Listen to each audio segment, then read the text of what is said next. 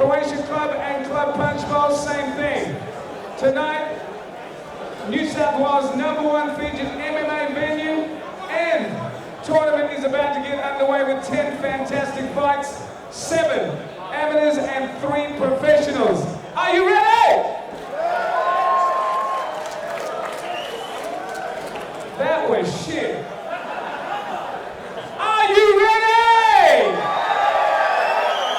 That's what I'm talking about. Ladies and gentlemen, we're getting out with an action-packed amateur fights featuring the middleweights. Matthew Hargett. Matthew Hargett is our first fight, and Ayosha Popovich. She's coming up. Eddie Fernandez, and of course Kirk Stanford. Chris the Quake Stajanowski. All right, Nathan Reed is coming up. Ronnie Nickel is coming up. Keanu Quirk is coming up. Jordan Gamble is coming up. Joey Belfiore is coming up. Oh, Michael Stanoff, Daniel Mitchell.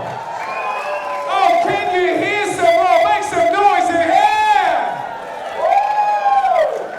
Okay, that's it. Enough winding you all up. The main events of the evening, ladies and gentlemen, are the professionals. David Francis versus Joe Kendrick. Joshua Culibao. Josh Payne. And of course, the main event of the evening is Corey Major Nelson versus Andrew Mills. Can somebody make some noise in here? Okay, in the first of our amateur bouts from SuperFight 10, we have from the blue corner, hailing from Illawong, representing King's Academy. He stands at 188 centimeters tall, a light heavyweight, 27 years of age, having had one amateur bout for a loss. Introducing Alyosha Popovich. And he'll be facing Matt Hargett. He hails from Peakhurst Heights. He's training out of the Lions Den Academy. His height stands at 186 centimeters, fighting at middleweight. He's 27 years of age, and he'll be making his amateur debut.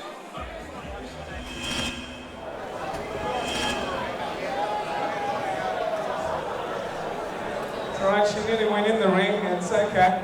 It's always up here outside. Are you ready, fight fans?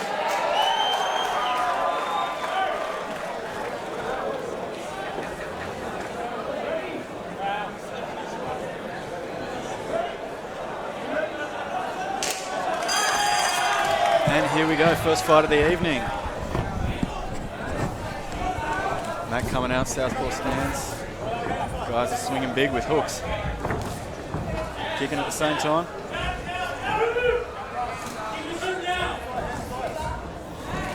Go. Ayosha ripped to the body, but Matt drops down onto a single leg, pushes him into the fence. Starting to battle for those underhooks. Ayosha with a little knee there on the fence. Oh, Matt breaking distance and throwing big shots off the clinch. Oh, nice big round kick. These guys are swinging heavy leather with the hooks. Sonny, I tell you, these are big boys in the first of our amateur bouts, standing 188 centimeters and 186. Strong. Ayosha Popovich had a loss at the beginning of his career, but here he is trying to muscle him. Yeah, Matt shot for a double leg, but got reversed by Alyosha. Now Alyosha is putting the pressure on against the fence. Matt getting back to his feet well.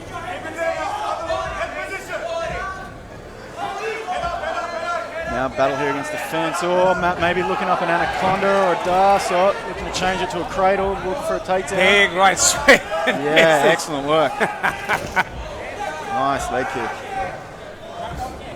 There's a bit of claret coming out of the old Hargett's nose there. Yeah. Oh, body shot to a big left nice hook. knee. Good head position here from Hargett. Ayosha moves off the line. Oh, looking for that reversal again.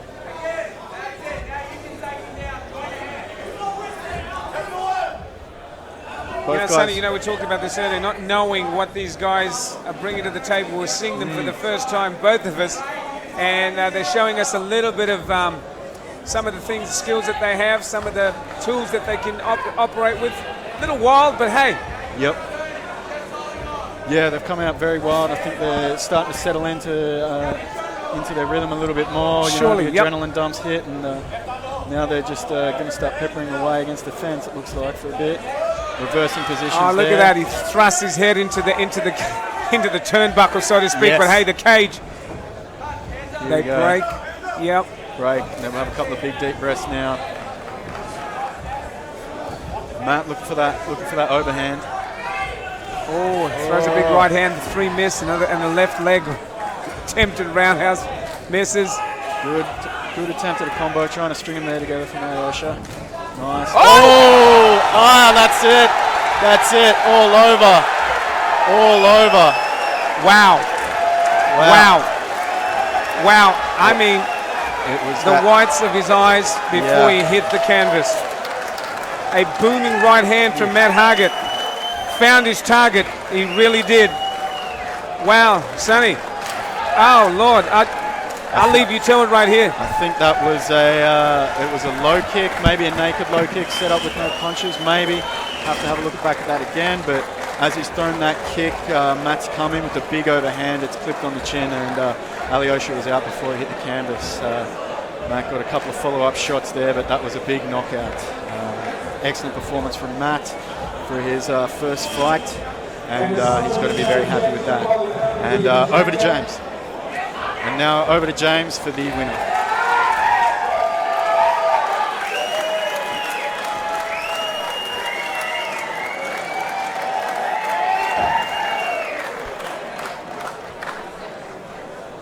Ladies and gentlemen, can you give back that prize round of applause, please? In this brutal game called mixed martial arts. Yep. Thank you to JT Quality Carpentry. This is Jacko. Just hold him up for a second. Yep. We have a time. Fighters in the ring, please. Or you can sit. Ladies and gentlemen, the time of 11 seconds remaining into round number 1.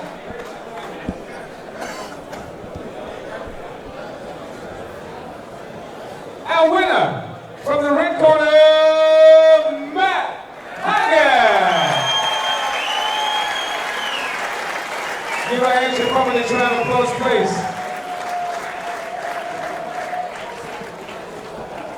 That's the first time out of bounds this evening. And fighters, could you please hang on, Alyosha? One of you coaches, guys, hang on a second. You need to hang on, stop. Before he goes, you can't go there. You have to go and see the official. Once the next fight can't go. Sorry. Just a reminder, all fighters, after the fight, please, you need to come and see the doctor here and get your book. It's very important before the next fight can go on.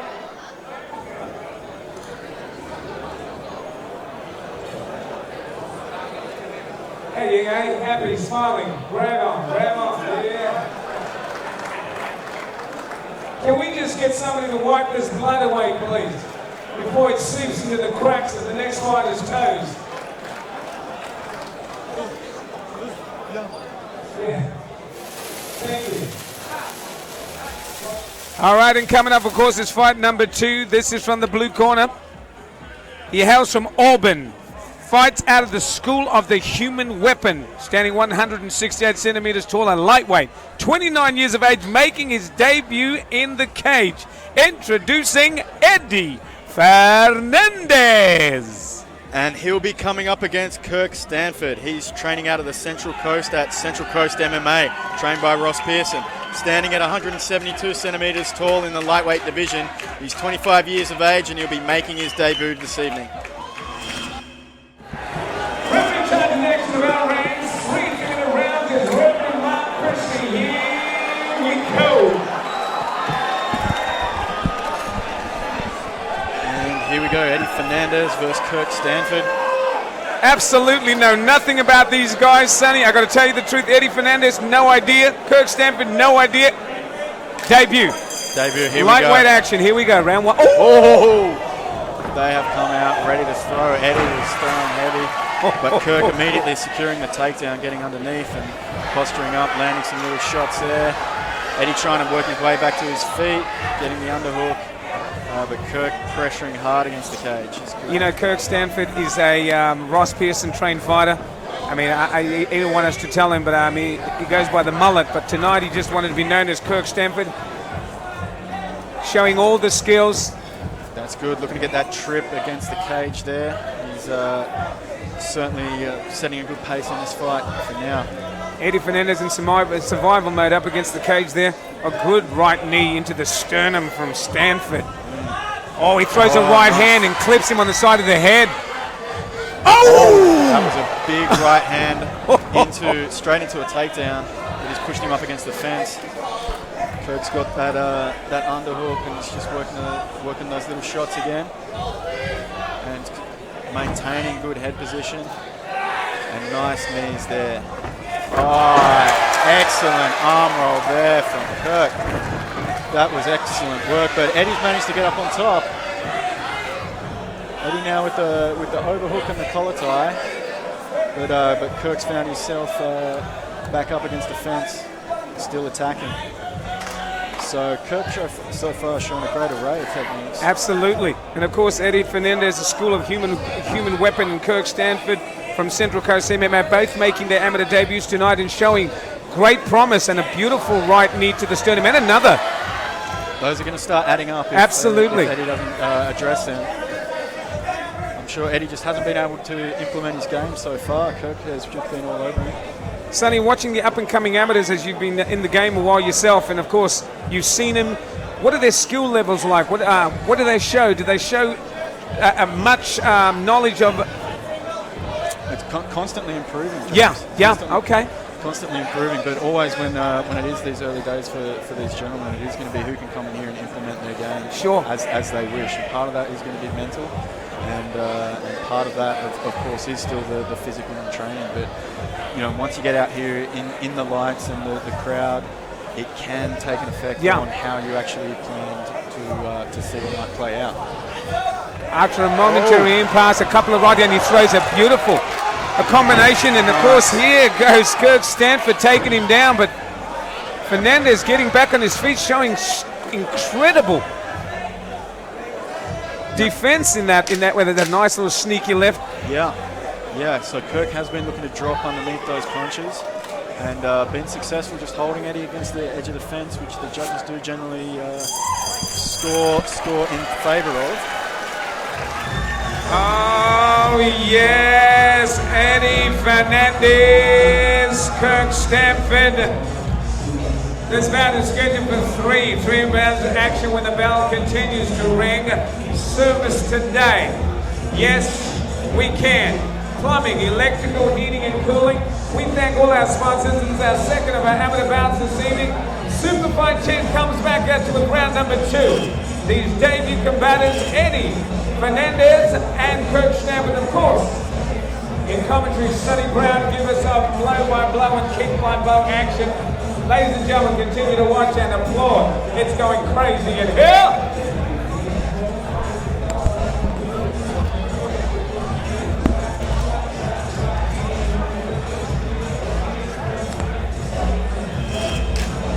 Seconds down. Seconds out. Fight fans, ladies and gentlemen, SuperFight 10, round 2.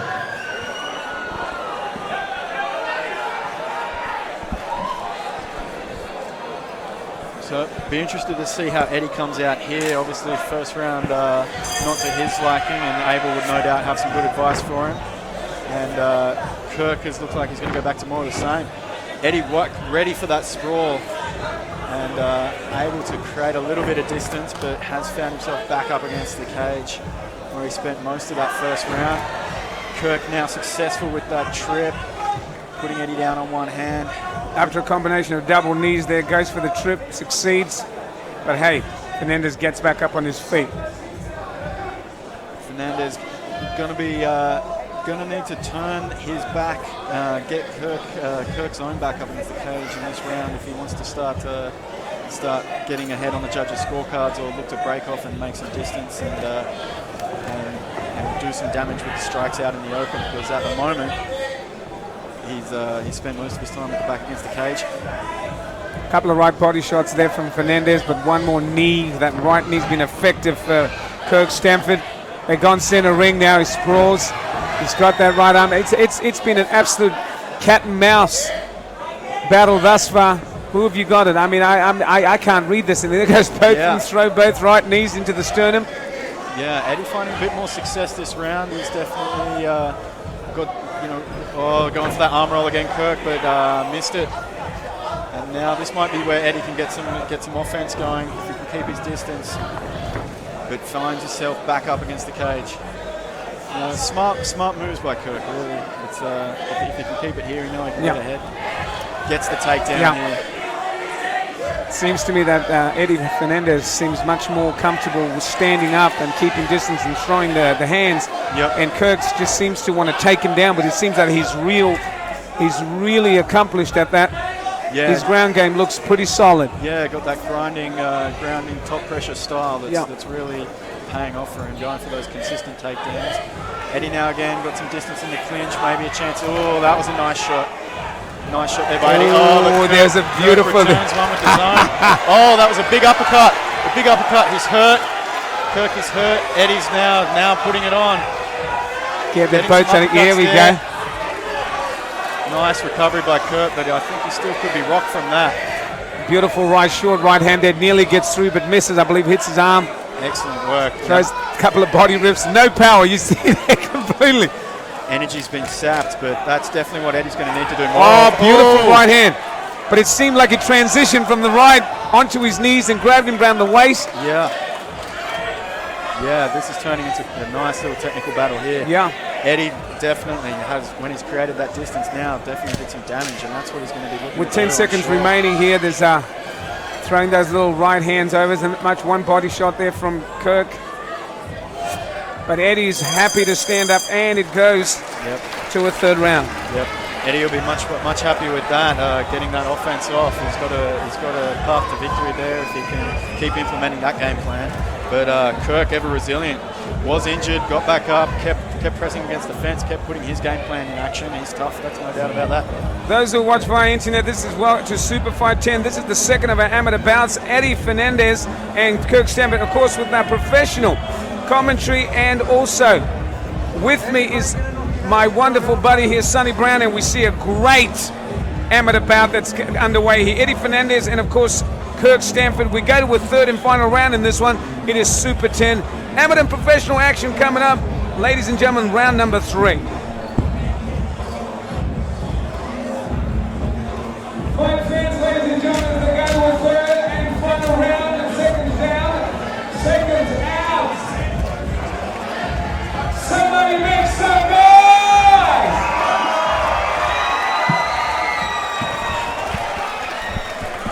Oh yeah, Sonny, the crowd is enthusiastic about seeing this go to the third round. This is the deciding round here. The championship round, Eddie Fernandez and Kirk Stanford. Yeah, it's going to be really interesting to see how this plays out. Eddie able to get some offense off in that last round, but Kirk still implementing his game plan very strong. Immediately going for that takedown and immediately getting Eddie's back up against the fence. I imagine that's what he's just going to look to hold him here this round and keep that pressure on nice and strong. Eddie turning him around though straight away, so this could be quite interesting. It's been energy zapping from our position as I watch this. I see the energy that's been taken out of both of them, zapped out of them, so that he sits to lean, drive him into the cage to try and get a breather in and hopefully find some combinations to execute. Throws a knee. Yeah. Kirk's just being relentless with his wrestling, relentless with his grinding style, and. Dropping now down again, looking for a double leg, just constantly seeking that takedown, but putting his weight on Eddie, making him carry him, grinding him down, tiring him out, getting that single leg, running the pipe off the fence. Excellent work by Kurt. Now climbing up his body, getting the body lock, and Eddie's sitting there with his back against the fence. Could this be the moment that Kirk Stanford's been looking for? I think it could be now. Late in this third round, Eddie's going to be getting tired, and it's going to take a lot more energy to be able to stand up and get back to his feet. Trying to get his back, trying to position himself. Yeah, side back, getting those little shots in and making Eddie carry all his weight. This is going to be really difficult now for Eddie. Kirk just has to sit here, ride him, be heavy, and it's going to be sapping Eddie's energy the whole time. Kirk grabbing the inside wrist there with his left wrist.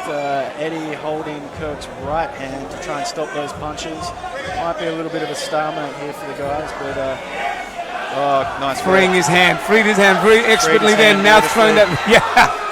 And getting those punches back in while he's got that inside wrist. This is hard. Kirk will have. Somebody make Eddie's some going to have to move. Eddie looked at the ref to say it was okay, but there's not much defense coming off from Eddie. Oh no! As I say that, he's got back up. Very good work. Kirk was looking at the ref there, maybe to stop it, and it was probably getting really close. Referee Mark Christie was right on top of the action, though. Made a good call. As Eddie's back up now, but Kirk's back against the fence. Sonny, this has been a strategically defensive bout, I found, but there's a lot of the defense has been very strong for both Eddie and Kirk. No one really getting the true upper hand, but they wrestle each other to cross the cage. Yeah, now Eddie landing a few good knees there as he pushed Kirk across the cage.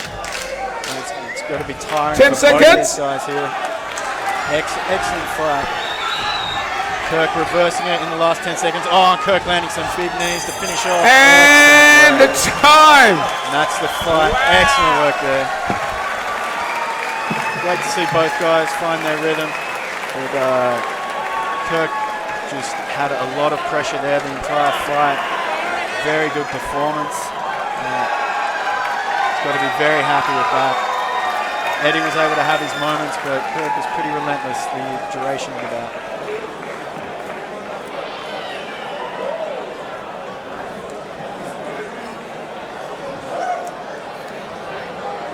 Next one to the other course, ladies and gentlemen, is from Sydney from Service today.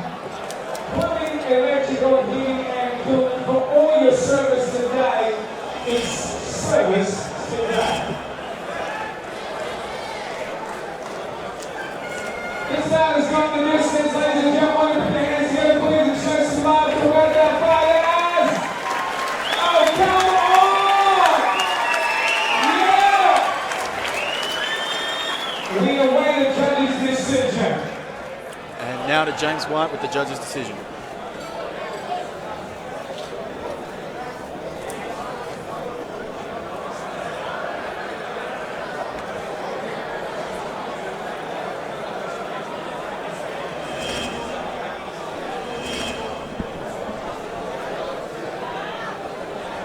Both making their debut this evening, Fernandez and Stanford, and I think they deserve. Come on, people, give them another round. That was great. Yeah.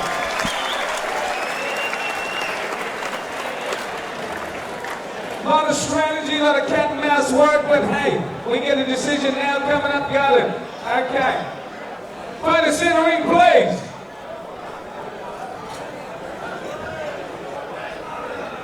Ladies and gentlemen, after 3 rounds of action, we have a unanimous decision. Our winner comes way off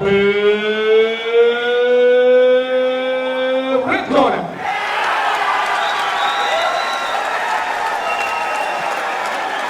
Kirk Stanford.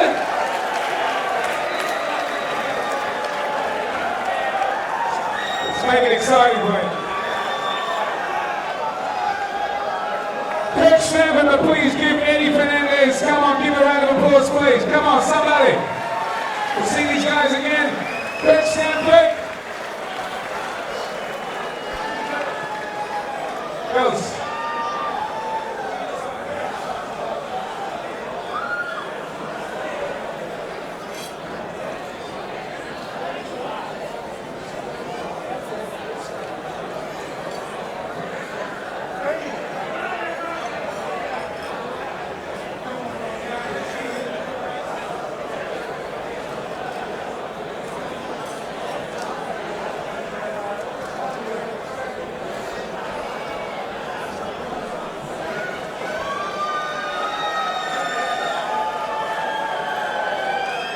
Russ Pearson sprained, Kirk Stanford are winning tonight.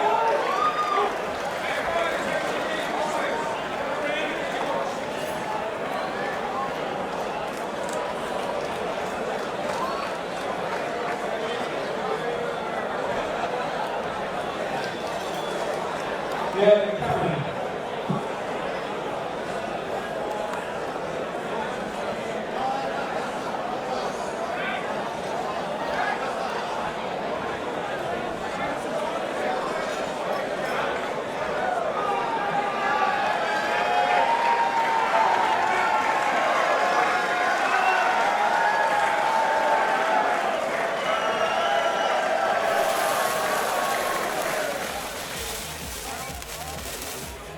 And of course, coming up to fight number 3 from the blue corner, Brookvale, fights out of Prodigy MMA, 172 centimeters tall, bantamweight, 24 years of age, having his 3rd fight, 1 win and 1 loss to date. Welcome, Nathan Reed. And he'll be coming up against the 19-year-old Chris the Great Ustajanowski. He's training out of the Lions Den Academy, stands at 175 centimeters tall with 1 win and 1 loss. He'll be looking to improve on that record this evening.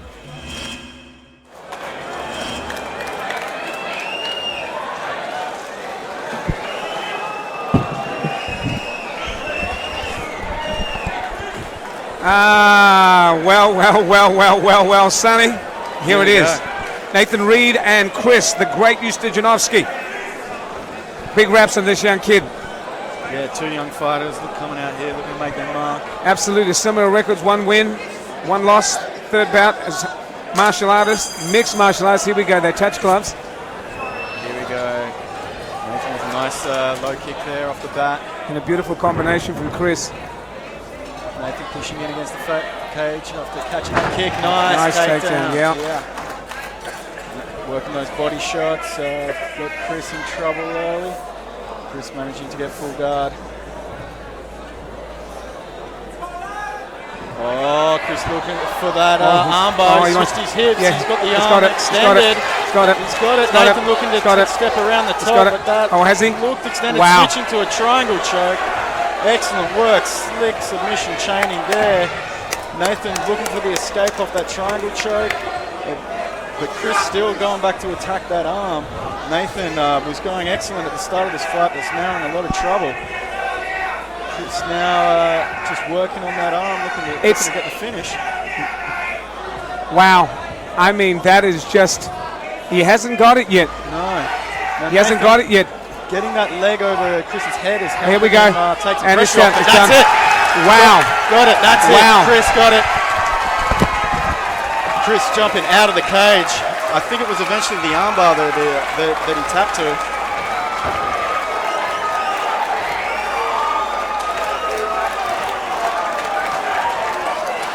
And Chris has run out of the cage, ecstatic with that victory. Excellent performance. Put on his back early, but able to turn the tables very quickly. Securing full guard, pushing off, switching his hips, hitting the armbar. Switching to the triangle, but then Nathan did excellent to defend it. Let's go to James with the. Let's go to James with the decision. TV screens to show you that action, so we can play a replay. But that was impressive. Let's go to James. Thank you to our sponsors. Ladies and gentlemen, I don't think you understand or realize what just happened right there. But you need to give these boys a big round of applause. First coming with 1 win and 1 loss. And now, unfortunately, going away with the second loss. 1 minute and 48 seconds into round number 1. A winner by armbar, the great Chris Ustajanowski! And give Nathan Reed a round of applause. We'll see this kid again, I promise you.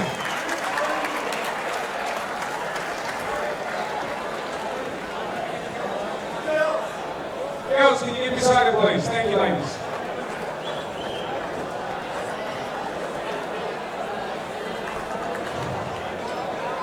Thank you to Dan from True Serve. Thanks, Mike.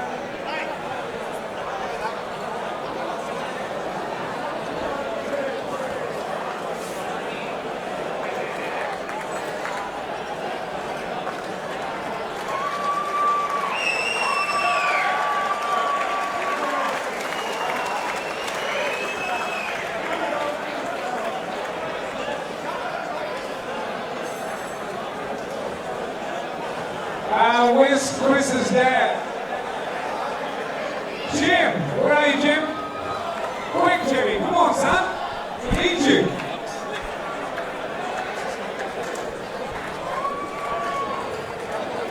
After a disappointing last fight, this is back to the winning ways and done impressively. Dad's happy now, I tell you.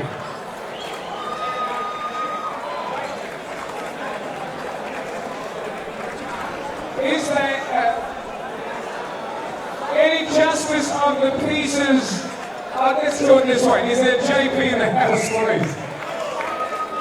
Are you all a JP? I need a real one. Yep, there's one right there. Yes, yes. Hang on, come over here.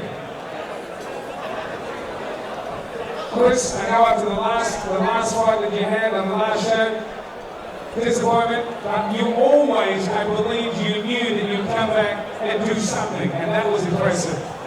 Before I say anything, I just want to thank everyone that played a part in the victory. This fight team, my family, most importantly, and everyone that came into tonight with me, I'm forever grateful. But I'm coming with holding thickness on this fight. I lost that last fight, it's better than that night, but I'm coming back. I'm telling you now. Well done, ladies and gentlemen. Give a round of applause, please. Come on.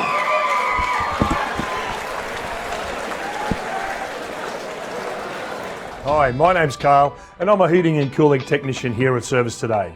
Both my team and I are strongly committed to providing you with the best tradesmen in the market.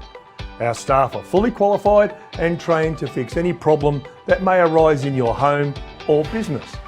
Our technicians are kept up to date with the latest in products and training, so you can be rest assured that the technician coming to your premises will fix your problems the right way, saving you time and money. We can provide same-day service and a lifetime warranty on our labour. We do the little things that matter, which our competitors don't. We only hire the best team who will respect you and your home, and that's why Service Today has been in business for over 15 years and is now well recognised and well respected by thousands of satisfied customers. Call us now for any of your heating and cooling needs. Big or small, or take some time to browse through our website. We want your business and your neighbours too.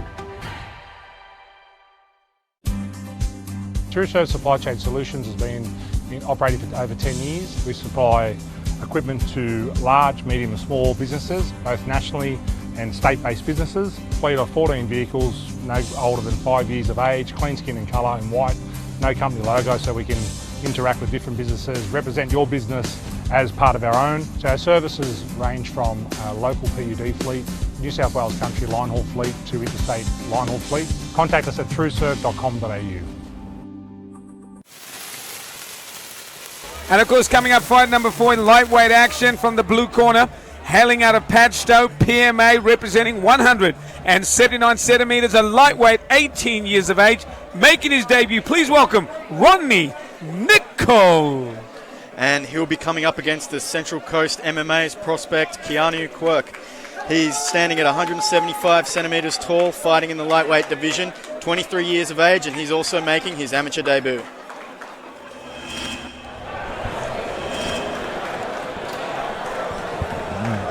All right, we got Ronnie Nicholas versus Keanu Quirk, both guys here making their debut.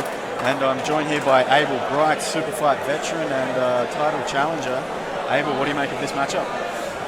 Both guys are from two really good gyms, so it's going to be an interesting match. They're both going to be well prepared. See how they come out. Ronnie in southpaw stance. Keanu just finding his distance. Throws a low kick. Ronnie comes in over the top with some good hands, but Keanu shoots, gets the takedown up against the fence. Getting those legs out from underneath Ronnie, sitting him down. Keanu climbing up the legs, getting top position. Looks like he's going for a guillotine here, but not necessarily. Looks like... Yeah, Ronnie's still holding onto that head. He's gave up position with it, but... he needs a hip escape here. Keanu's climbed his way up into mount. This could be the fight here. Keanu's in mount. Ronnie's holding onto that guillotine. It's giving Keanu a bit of trouble, but he's still getting the advantage of holding that top position. Ronnie's joined his hand. He looks like he's got that guillotine in. That guillotine is getting closer. Keanu's starting to Yeah, he's on top now. He's turned over. So he might be getting close. Nah. He's broken free. Ronnie back up to his feet. Keanu throwing some shots. That was good work there by Ronnie, able to reverse that position. Nice shot by Ronnie. Right hand. Mouth guard comes out though from Keanu. The referee stops the action.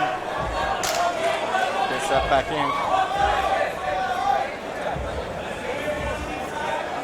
Ronnie's a southpaw, Keanu circling into his lead.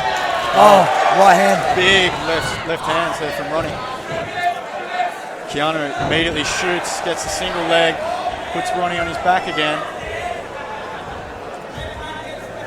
He hasn't got this guillotine, has he? It doesn't look like it from this angle, but he was able to use it to stand back up previously. Maybe what do you think that does to Ronnie's mindset, knowing that he was taken down once before, but able to get back up and cause some damage on the feet? I don't know. It looks like he's confident there. Yeah. He's not spoiling. He's looking for a guillotine. Yeah, he's hanging onto that guillotine. Now Keanu working some little body shots there. They add up, don't they? They do add up, and it, going to take a bit of pop out of the shots when they get back to the feet. Yeah, he's working it. He's in that body. Looks like he's got a front headlock there too, right? Yeah, it does look like he's just holding on to that front headlock, both guys, and Robbie really going to have to do some sort of movement to get out of this position. Otherwise, Keanu's just going to be able to hold him here and keep with these little shots. Yeah, nice. Looking to stand up. That's knee. Back up to the feet. Keanu got some shots waiting for him. Oh, nice little left uppercut there from Robbie as he gets back to the feet. Head kick by Ronnie. And that's the round. Interesting. Keanu dominating on the ground, but Ronnie able to land some big shots up on the feet. He's threatening with that guillotine. I wonder what's going to happen if he keeps going for it. Is he going to get closer? Yeah, Keanu is going to have to watch out for that if he keeps leaving his neck there and Robbie hangs on to it. It did look like it got close there in the first. He might get comfortable there. Might get too comfortable. It'll be interesting. What do you reckon the advice in the corner of PMA is there for Ronnie? I reckon he's going to tell him to stand. Yep. I reckon he's going to tell him to stand and throw. Yep. I'd be telling him that. Yep. Yeah, he was catching him. Straight left, head kicks. Catching him with that left, catching him with the straights, with the uppercuts, with those head kicks, and I think Keanu will probably be wanting to keep shooting in, try and hold that top position. I reckon they should be giving him some advice on clearing those hands, clearing that guillotine, and just maybe with the crossface maintaining that top control. Do you think it's his first fight that he's shooting a lot? Because he comes from a striking gym. Yeah. Yeah, it's always debuts. The nerves are going to be eaten away a bit on that first round. They might come out a bit more settled. Nice little feint there for Keanu. Getting those fundamentals down. Shoots again. Big shot from the outside. It's that front headlock. Underhook. Robbie now this time just pushing the head away instead of going for the guillotine. Keanu's on a single. Oh, it gets reversed. Nice wow. Robbie on top now. In mount. Wow. Up against the cage. It's big reversal. Takes the back. Takes the back. He's got both hooks in. Both hooks. He's going to stretch him out or not. He can get shaked off there. Looks like he's got that rear naked. Is he under the chin? It's hard to tell from this angle. But he's looking for that choke. Keanu, look. He needs to stretch him out here, but he needs to stretch him out. He's giving up, going back to throw shots. He's going to get shaken. He's going to get shaken off. He needs to stretch him out. Keanu holding onto that left hand of Robbie.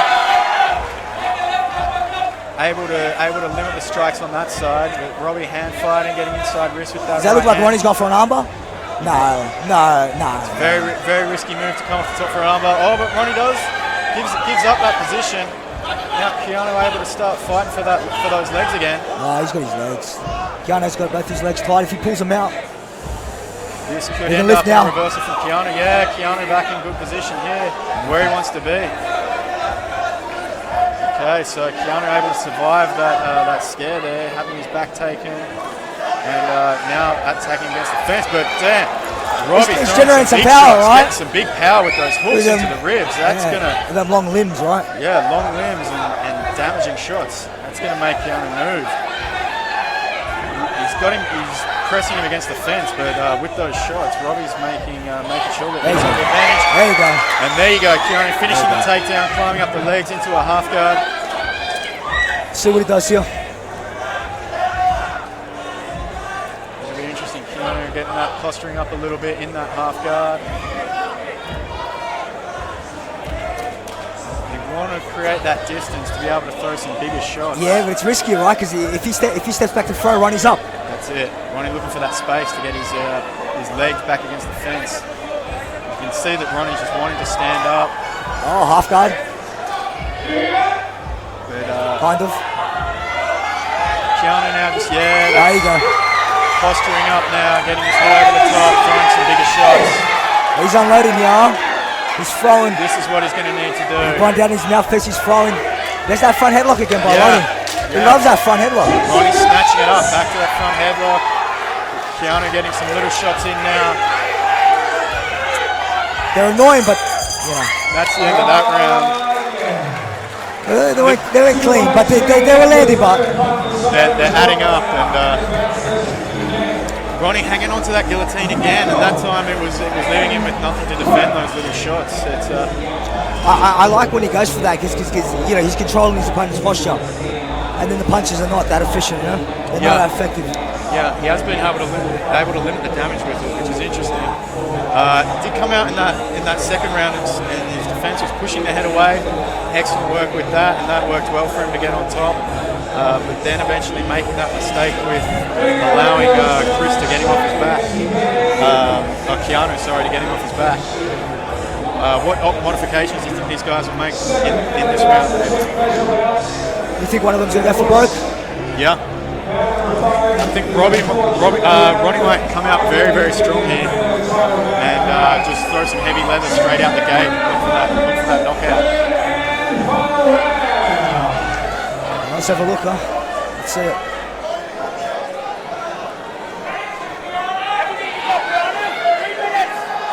All right. Ronnie looking actually a bit fresh and ready to go. He might look to just put it on heavy now. Only taking a few deep breaths, but it's still moving well. Ronnie is moving forward. Backing Keanu against the fence. Yeah, Ronnie's looking for the kill here. Yeah, big shot up. Yeah. Nice shot. Straight under Nice shot, nice sprawl. Nice sprawl. That headlock again, man. It's the story of that fight. Keanu hooking up that left leg of Ronnie. Ronnie now throwing a little body shot, trying to hang on to that head. Keanu looking to collapse that left knee of Ronnie, get that out underneath him, put him on his butt, and he's been successful with that.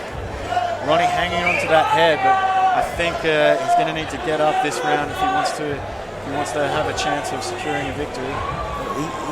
The best thing about that front headlock is he's just controlling his posture. He's not getting hit right now. He's not getting hit. He's tying him up. He can't do much from here, but he's protecting himself.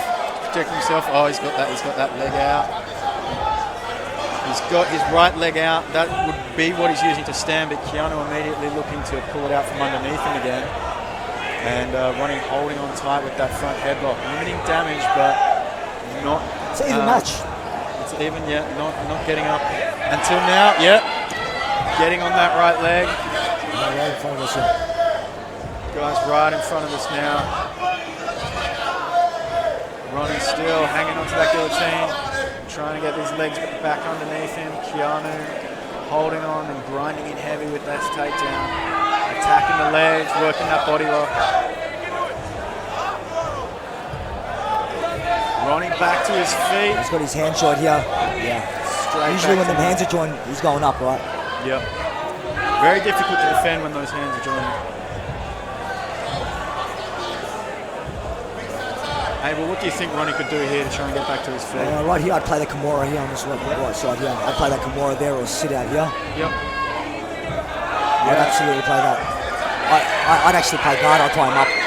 Yep. Yeah. We'll try. I would, yeah. Good options. Ronnie still just trying to get back to his feet. He's got a sweep here. Look. Oh, getting that sweep. Hey, I caught it. Very well called, Abel. Thank you. Oh, body shot. Big Body body rip. body Those shots. body rips are damaging. He came out looking for the kill, you know? Yeah. Just make sure Back down into that position. People that are paying for seats, please chill down. Keanu just relentless. He's held this position, not done much damage. In fact, I'd say Ronnie's done more damage with the body shots this round. But Keanu, all position, all right. Looks like he's going to look to fire. Back up to his feet. That guillotine again. Look at that guillotine. I don't know why he's not joining his hands. And that's it. Come on, put your hands together. Interesting round. Yeah. Keanu definitely just controlling position, getting that riding time, controlling where the fight was taking place. Ronnie looked like he came out that last round. He was looking for the kill. He was looking for that one-shot kill. But it's the thing too, you overcommit, you're on your back, right? Yeah. All right, so 3 rounds for these debutantes, and let's go to James White with the decision.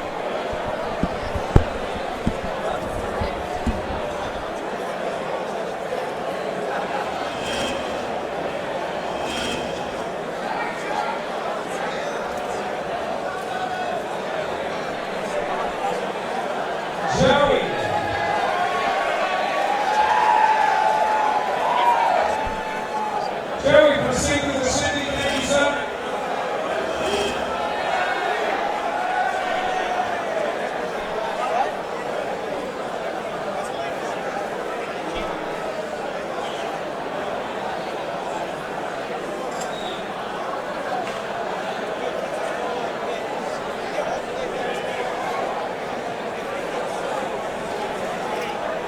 Fighters, center ring, please. As they come, make a noise that sounds like clapping, please. Ladies and gentlemen, we have a split decision on the winner coming away on blue corner there, Ryan Nickel. Okay. All right.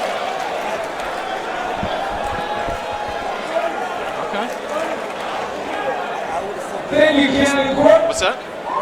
Yeah.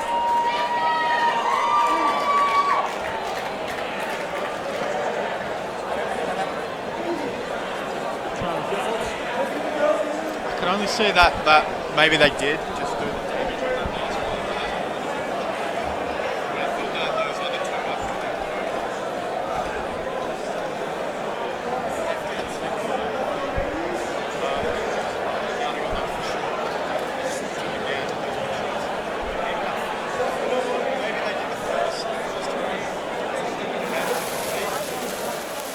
And we continue to fight number 5 from the blue corner. He hails from Concord, representing Team Perosh, standing 176 centimeters tall, and light heavyweight, 23 years of age. He's had 2 wins for 3 losses. Introducing Joey Belfiore. And he'll be coming up against Jordan, all in Gamble. He's hailing from Canterbury and fighting out of the Lions Den Academy, standing at 182 centimetres tall, fighting in the light heavyweight division. He's 25 years of age with a current amateur record of 1 win, 1 loss and 1 draw. All right, here with Joey Belfiore and Jordan Gamble. Big fight coming up, and join with me is Abel Bright. Abel, what do you make of this matchup? I know, I've seen Joey fight before. I know he's got hands. He's got some hands on him, so that's exciting. It's always an exciting fight. Yeah, Joey, he's got his right hand held nice and high, trying to throw a couple of hooks. Oh, switch stance. Yeah, Gamble's switching, right? Oh, Joey switching as well. They're both switching. Both guys switching stances. Very interesting. Oh, he went up high with that. Gamble went high with that. Oh, it's nice. Throwing that kick off the stance change. Could have a nice little technical striking battle. Yeah. This looks like a fun fight. Yeah. Looks like it's going to be a fun fight. Yeah. Oh, beautiful. Into the body there. Yeah, Jordan staying at range. Trying to in and out, keeping him at the end of the shots. Oh, stepping in there though with that hook.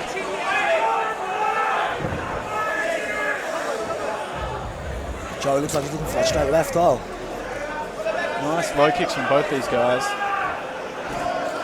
They're in that open stance now, playing that lead hand game. Touching each other's lead hand, trying to see who can get over the top, and that's going to shut down their jabs. oh, yeah, went high. Oh, went high, followed it up with the Viper. It's a nice side kick by Jordan. Yeah. It's half side on here. Very square stance now from Joey. Check. Beautiful. Check kick, changes stance, returns with a low kick of his own. Very nicely done. Oh, went high with it. Left head Jordan. kick. Big left head Yeah. kick. Oh, but Yeah. he's calling him on now. This looks like fun, man. Looks like fun. Yeah, this looks like a fun match. They're both looking for a kill. It's nice. Way. What do you think's going through these guys' minds now? That They're just looking for that one-shot kill. Yep. Yeah, it looks like they're just trying to set it up, which is nice. With their faking throwing left hook, right hand by Jordan. Flurry. Big flurry from Jordan. That was nice. And Joey returning there. Yeah. Nice overhand. Overhand, nice. Came up with a left uppercut after that would have been nice too. Yes. Going to the body. Oh, yeah. That's a little inside Front crescent kick. I think. Yeah, Front yeah. kick, yeah. Yeah, front kick, wow. This Karate guy's- style. Loose. Yeah. Nice little Oh, techniques. yeah, Oh, spins. spin to spin. Joey spins. He's flashy, eh? Yeah. Oh, yeah, overhand, low body. Then in that body Jordan's kick. laughing. Wow. He's laughing, but He's that, having fun. having fun probably means it hit. Yeah. Now Joey getting Jordan backed up against the Overhand. fence. Nice Overhand, overhand. shakes it off. Low kick, left hook, low kick. Low kick return. Great exchange of combinations from both these guys. They're just trading back and forth, and each one finishing with strong low kicks. End of the good round. fight. Just excellent It's a good round. round. Pretty evenly matched and excellent strike. They're both looking for that one-shot kill. It's an exciting fight to watch. It's nice. Yeah, nice technical work. Yeah, it's nice. Joey, excellent stance switching, and Jordan just coming in with those low kicks, those hands. Jordan's got some kicks, right? He's got some nice kick, and Joey's got some hands. This is a good fight. This is fun. I love these kind of fights, you know. Yeah. So, what do you think is the advice you'd be giving in Joey's corner? You know, you'd have combinations set out for an orthodox or a southpaw. As soon as he goes southpaw, you throw your go-to. Yep. You know, depending which way he's walking, he's circling to the left or the right, which way he's circling, you should have a combination for him. Yep. You know, as soon as he changes, especially I feel like when a fighter's orthodox and then they switch, the defense is not nowhere near as good. Yes. I'll just rush him. Yes. Yeah, you're not comfortable with it, I'm comfortable, let's go. Yep. I'll try to put it on him there. So, but they're both switching, so They're both I feel switching. they can get caught when they switch. You know. There are those openings, so it could be advice that could be applicable to both guys that on those switches to put those together. Let's see, both coming out now, close stance. Southpaw. Yeah. Just playing that stomp to the knee, Jordan is. Head kick by Jordan. Now Jordan. Oh, Joey's counter with the right nice. hand. Joey goes to the body. Look, they're faking, I love it. It's awesome. Yeah, great Yeah, it's fake cool, here, man. real technical battle. Yeah, it's a nice fight. It's a good fight. It's a fun fight to watch. Oi, Yeah, Joey has It's a lead kick from Southpaw, lead round kick. nice return there from Jordan.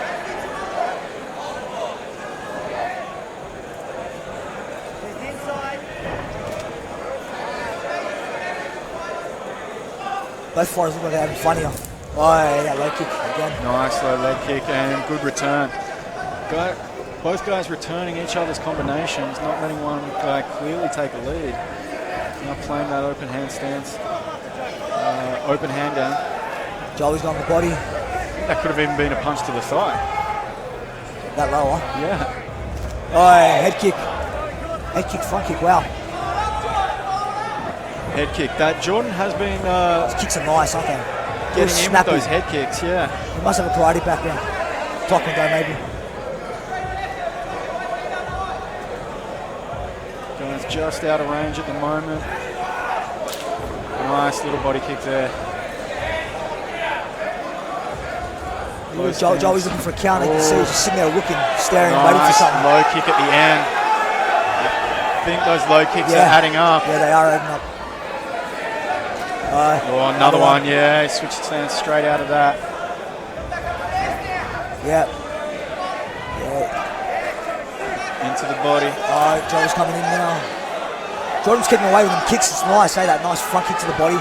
Yeah, Joey keeping the pressure on. Nice Jordan head kick. up top, following it up with left the hook. Kick, left straight, nice.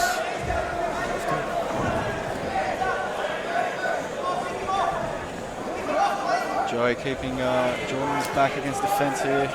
Guys trading low kicks. Real technical battle. Looking for that opening. Nice quick jab. Back attacking those low kicks. Going up high again. Nice. Left head kick, left straight. That's nice. Joey back to Jordan up against the cage. Unloaded. Covering up. These guys are opening up. Yeah, looks like a fight. There are those Nice. those holes in the defenses when they start opening up. Nice shot to the body. I love it. Both of them. None of them want to back down. No one wants to back down. They're just throw. That was excellent work again. Real technical battle. Both guys getting exhausted from those hard rounds. I like it. One of them started turning it up. The other one just matched it. Yeah. It's nice. Nice fight. Now, I think those low kicks for Jordan have got to be adding up now, and I reckon that he might be well served staying a distance and just going back on that left leg of Joey. And Joey, when he's moving forward and opening up with those hands, it looks like he's got that got the opportunity to connect. So I think Joey might come out strong here in the last round. If he comes in on him using them hands, Jordan was staying real long with that front kick to the body. Almost like a boxer using their jab, right? Yeah. Yeah, just to the body, mixing it up, going head. I like that left head kick, left hand. That was nice. Left hand, yeah, it's a good little combination. And then on the flip side, when Joey started coming in, that was nice. Yeah. He's got hands on it. Third and final round. So both guys so far have been pretty evenly matched, but playing very similar styles of game. Switching stances a lot, low kicks adding up, throwing those hands where it gets in close. Hug in the middle, bit of respect shown here. It'll be interesting to see how this last round plays out.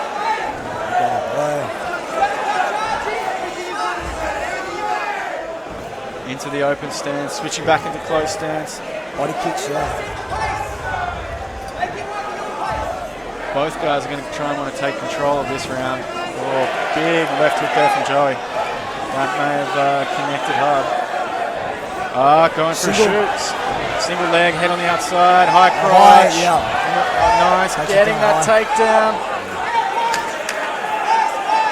Getting that takedown, consolidating position. Nice. Joey's got a knee shield in here. Looks like Joey's going for a Kimura here, right? Might reach over for the Kimura. Looking for a whizzer. Jordan maybe smart move, just thinking he's going to get the takedown, stay on top, try and ride this round out possibly. Joey posting up on that right arm. See Joey's right hand, Jordan's right hand, he's got his hip. Yep. See underneath him, he's controlling right there. Yep. If he gets his head underneath Joey's armpit, that's trouble there. Joey posting on that right hand, that's going to be his first key to try and get back to his feet, but Jordan pulling him out from the cage, locking up that left leg. Triangle in his leg here and a single leg clamp. It keeps him there, doesn't it? Just lock his leg, That's going to make it very difficult for Joey to make that final stand, but he could still use his hands. So Jordan just wanting to shut this game down very slowly. Jordan's got head control here. He's throwing.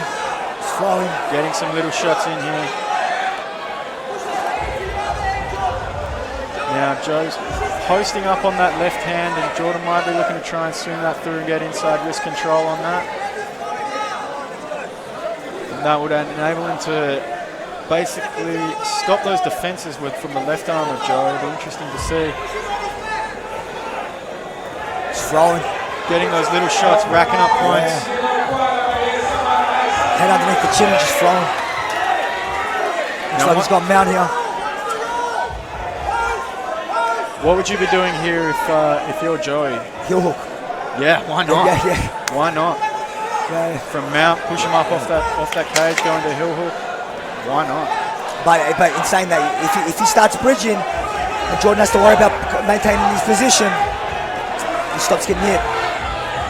Joey pushing off the cage, giving up his back. Jordan with the seatbelt grip. Joey going 2-on-1 to defend that choke.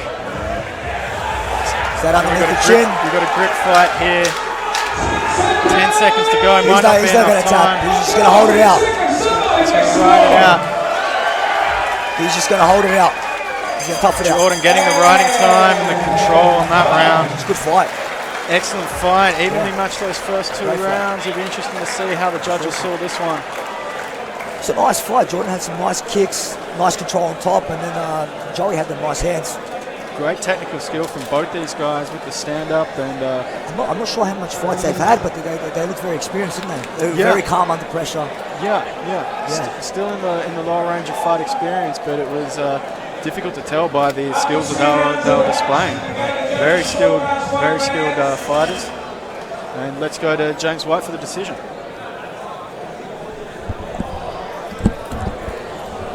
Belfiore and Campbell. Blue or red corner?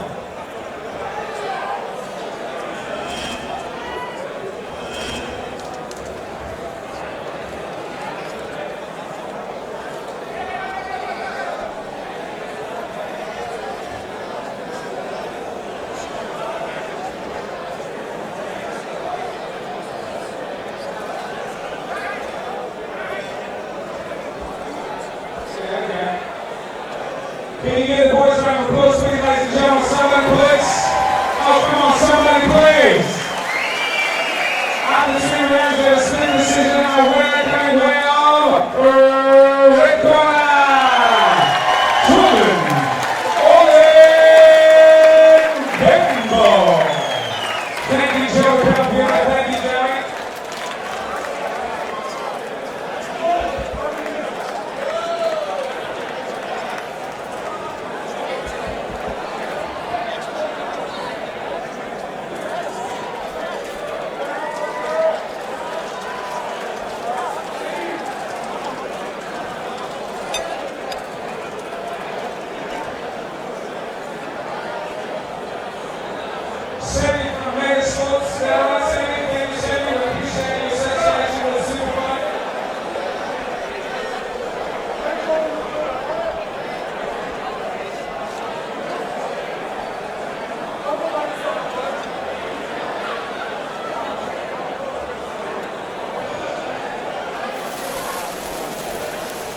And in fight 6 from the blue corner from Castle Hill, fights out of Universal Combat Academy. He stands at 172 centimeters tall, lightweight, 22 years of age, making his debut in the cage. Please welcome Daniel the Storm Mitchell. And he'll be coming up against Michael Stanoff, fighting out of the Lions Den Academy and hailing from Earlwood. Standing at 175 centimeters tall in the lightweight division, 22 years of age with a current amateur record of 2 wins.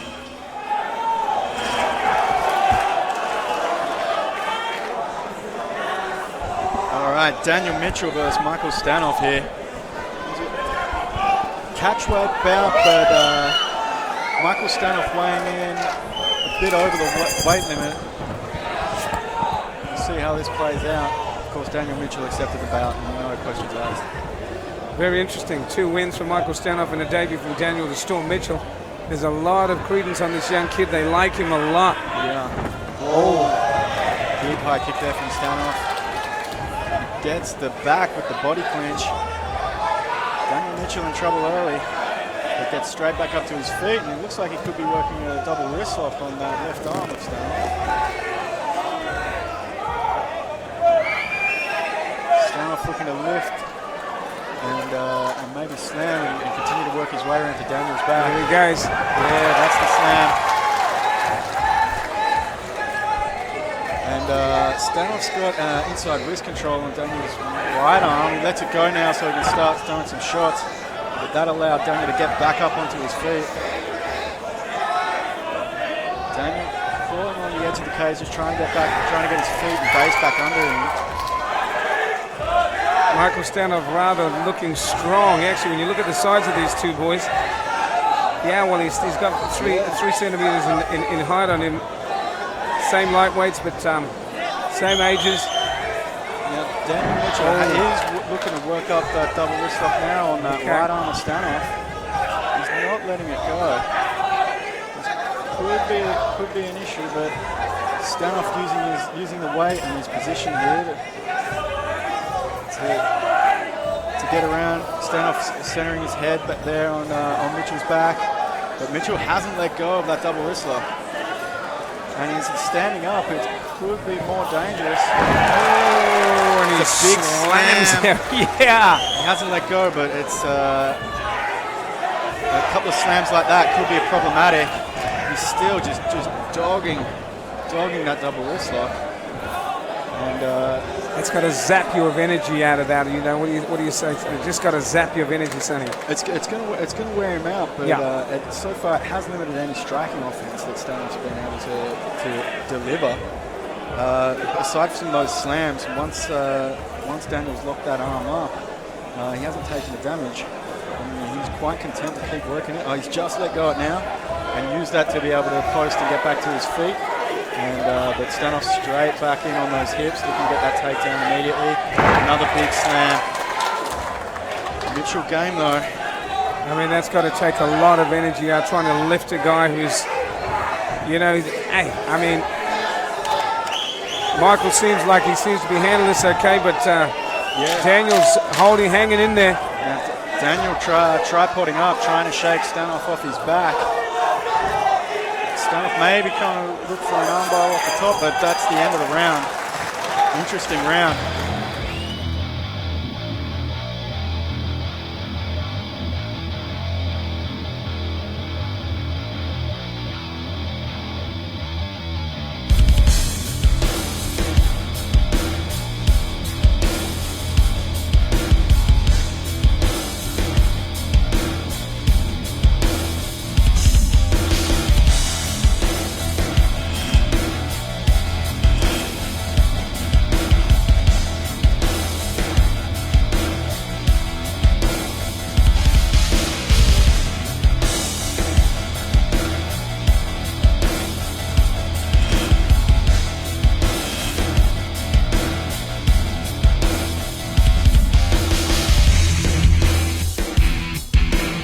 Seconds down. Seconds out. Round number 2.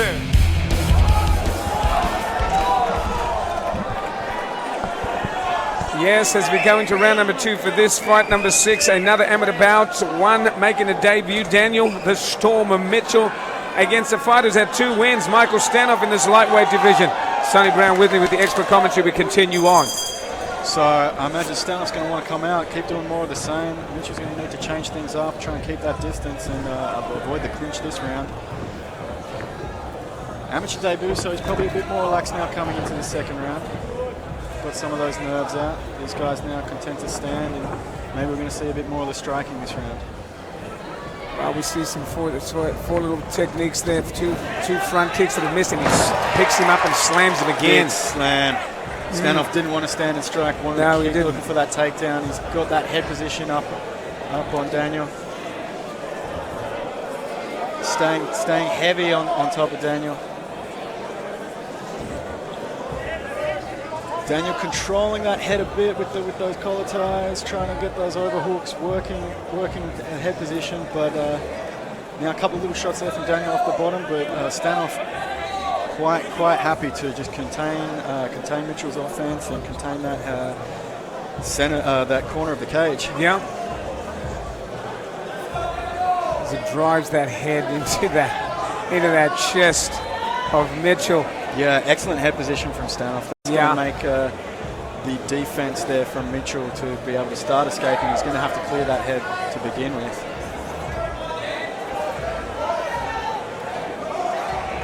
Mitchell now getting under the biceps and trying to turn his hips, maybe looking for an armbar here from Stanoff. He could have it. He could have it. He's in deep on that arm.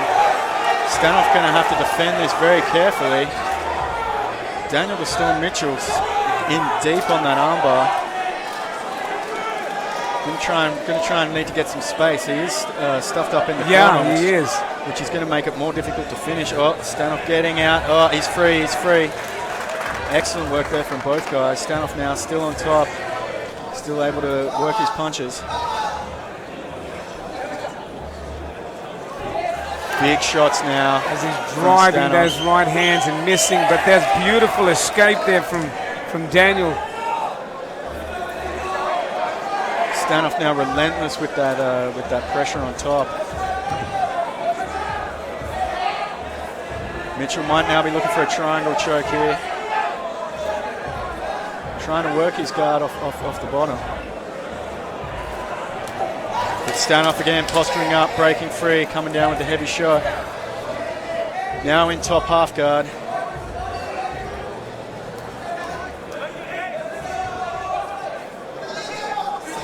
Stanoff driving in, pushing Daniel's head against the cage now in this half guard, cross facing, looking to posture up. 10 seconds. Another controlling round. Great job from Michael Stanoff. Of course, Daniel Mitchell just hanging in there, and it's time. End of second round. Of course, scheduled for 3 rounds of action.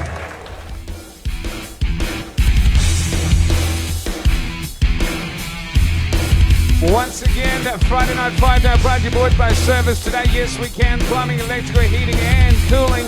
True Serve Supply Chain Solutions.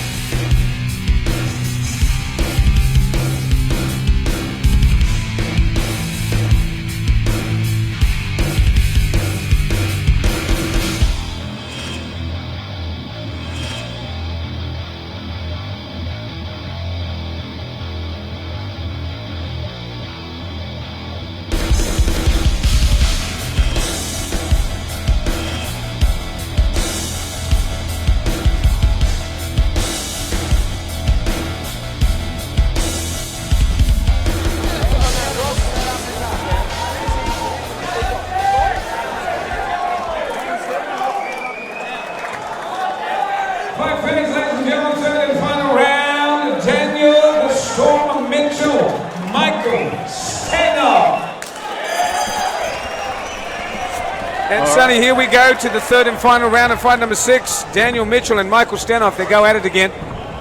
Yeah, Stanoff 2 rounds up and immediately going for that takedown again. Mitchell now scrambling, trying to get back to his feet. He doesn't want to spend his time on the bottom like he has those previous 2 rounds. He sure has. He's been having to work hard in defensive mode the whole time. Having to work very hard this whole time. Now walking his feet off the cage. Coming back out on top. Excellent work there from Mitchell. But he still finds himself in a body lock by Stanoff. I look at these guys in body types. Michael Stanoff seems so much bigger than Daniel Mitchell. Yeah. So Stanoff did miss the weight for this bout. And Daniel Mitchell is a natural featherweight. So that weight difference has come into play so far. But we see a reversal here from Daniel Mitchell. Now he's in on the single leg, in a good position. Now Mitchell with the takedown. And now Mitchell on top in half guard laying shots.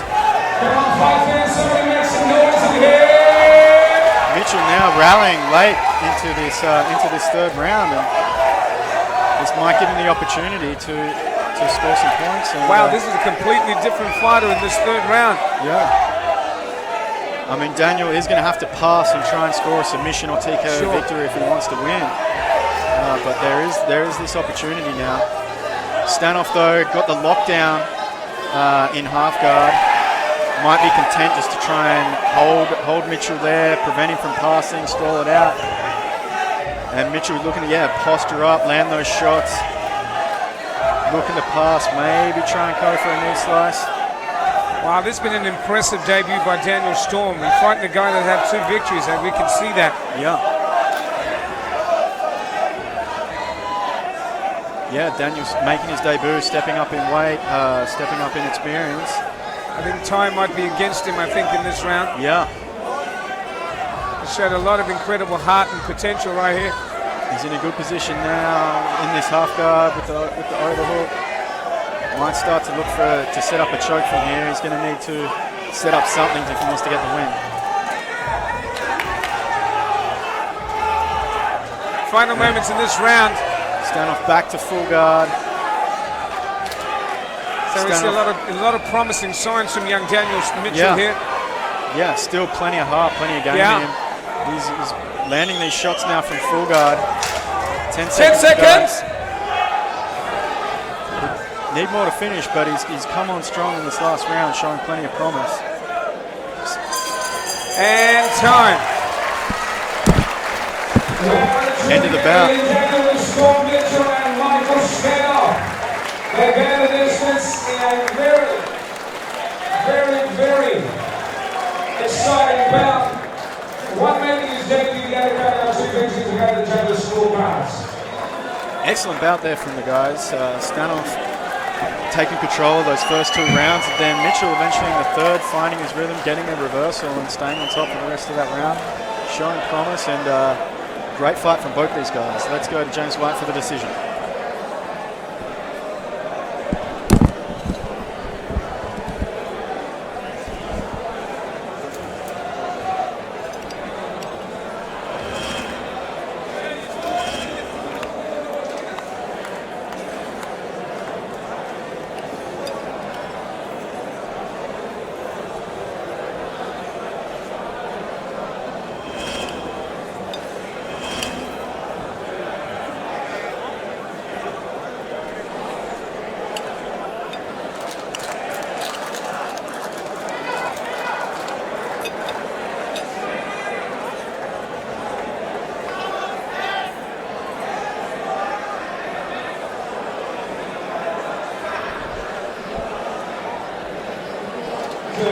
Service today. Thank you, sir.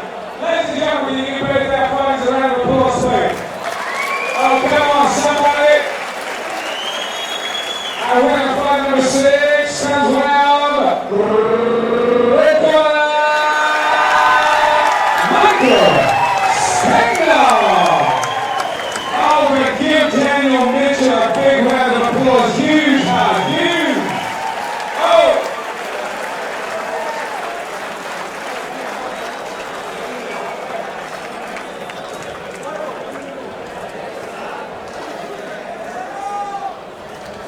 Don't forget to go to your calendars, your high pressure iPads, and your iron, April 26th. April 26th. Put that in.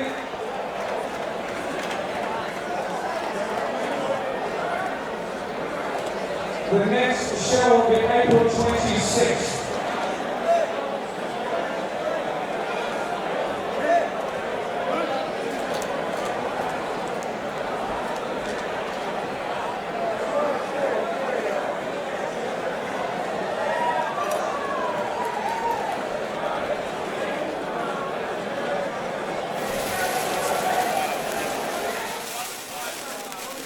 And of course, in this bout, it is 4 threes for the WKBF welterweight title. Amateur, of course, from the blue corner, hails from Regents Park, representing Team Perosh, standing 185 centimeters tall, 23 years of age, undefeated, 4 wins as an amateur. Here he is, Nelson Buffalo Junk Mayen.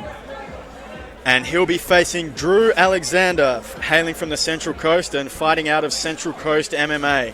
He's standing at 178 centimeters tall, fighting in the welterweight division, 20 years of age and record of 2 wins.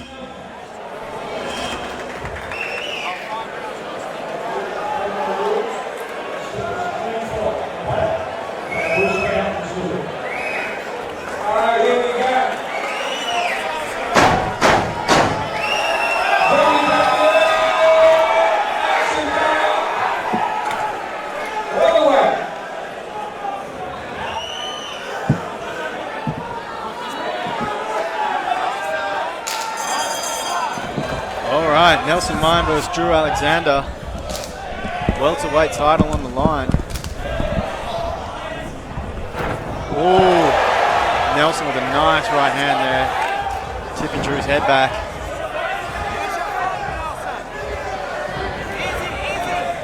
Nice work from Drew there. Good flow into a single leg takedown. Nelson back up to his feet. Drew pushing Nelson against the fence. Trying to slow it down. Drew got an overhook. Got the leg underneath. Drew trying to get that single leg. Unable to finish. Nelson pushing off, getting the distance, and ending the break with a good knee. But Drew coming forward with the flurry again. These guys are going at it, James. Yeah, so much excitement. Even before they even got into this ring, Buffalo Junk May and, of course, Drew Alexander from the Central Coast, and one fighting under Team Perosh. You know he's going to bring something with him. Big overhand there from Drew. Both these guys are going at it. I mean, there's a height advantage, obviously, with Nelson. Drew standing at 178 and Nelson at 185, over 6 foot tall. 6'1", in fact. I mean, excellent head position there from Drew, dropping it down, getting it right underneath Nelson's chin.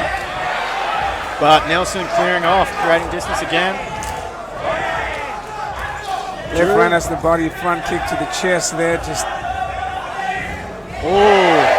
nice big right return there from Nelson, and a left hook.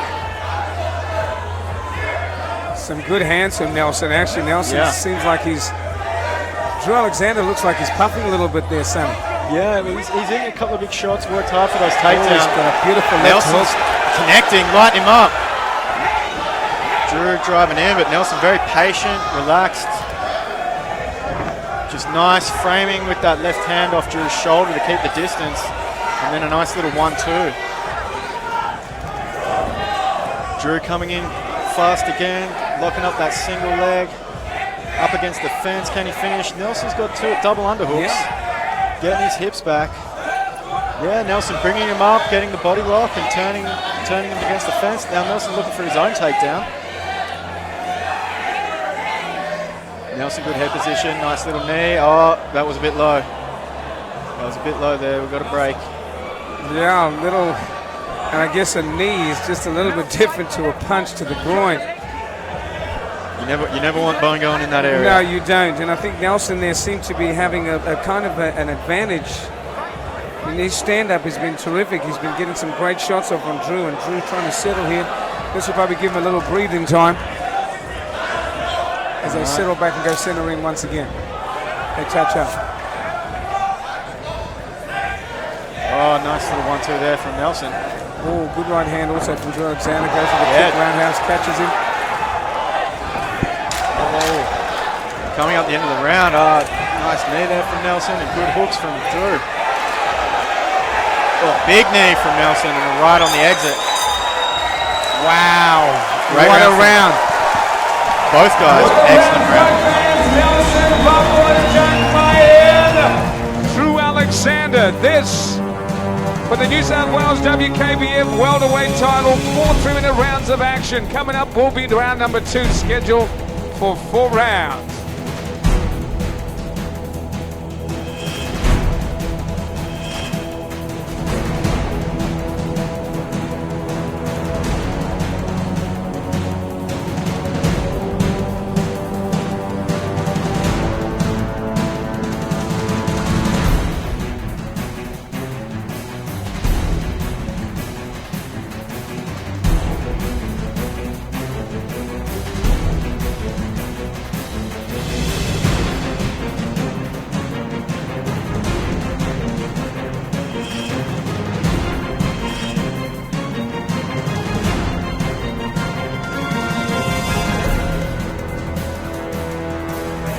Seconds down, and here we go, round number 2, scheduled for 4 rounds of action.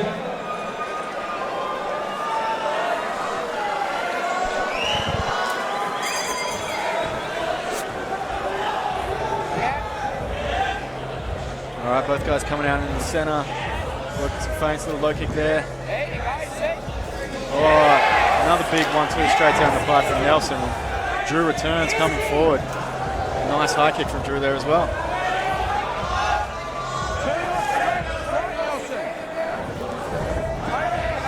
You know, Sonny, when I look at this, I like the way Nelson controls the cage. Yeah. He's got great feet. Yep. His movement is terrific. Yep. Yeah, Drew continually coming in forward with that pressure. And he's cut him above his left eye there with a beautiful hook from before. Yeah. He's cut him and the blood's beginning to drip. This will make things very interesting. Yeah, 4-round fight, this one for the title. So a little bit of claret there can make a big impact in the later rounds. Yeah, it sure can. But very comfortable is Nelson with his hands. Yes. That left hook has been tremendous. Big knee through there. Nelson circling out as Drew chases after him. Look at the hook caught through there from Drew, but Nelson firing back with the left. Yeah, nice these guys now said, okay, stand. Let's stand and go. Both these guys are connecting with big shots now. Drew dropping down for a single. But Nelson sprawling, coming around, taking the back with the body lock.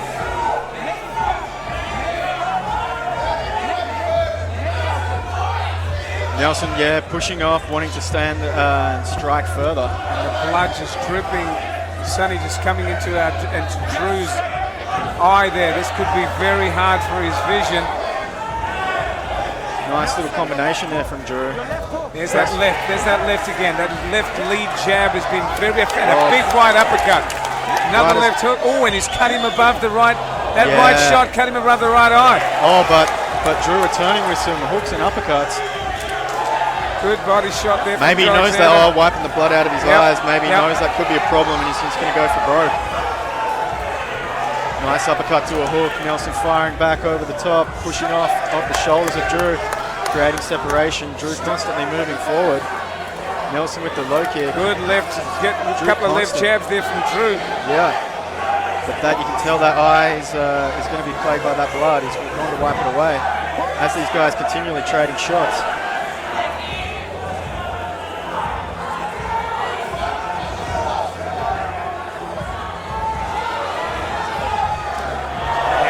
Oh, look, that's it. There must have been injuries. No, Drew's out of it. Drew's out on his feet at this stage. Oh, he's made it. He's made it. Wow, what about the courage right here? Wow, what about the courage right here? My, Drew Alexander. Nelson Buffalo Junk Myers in a bloody affair. 2 rounds of action. This for the WKBF welterweight amateur title. Buffalo Junk Drew Alexander. We go to round number 3.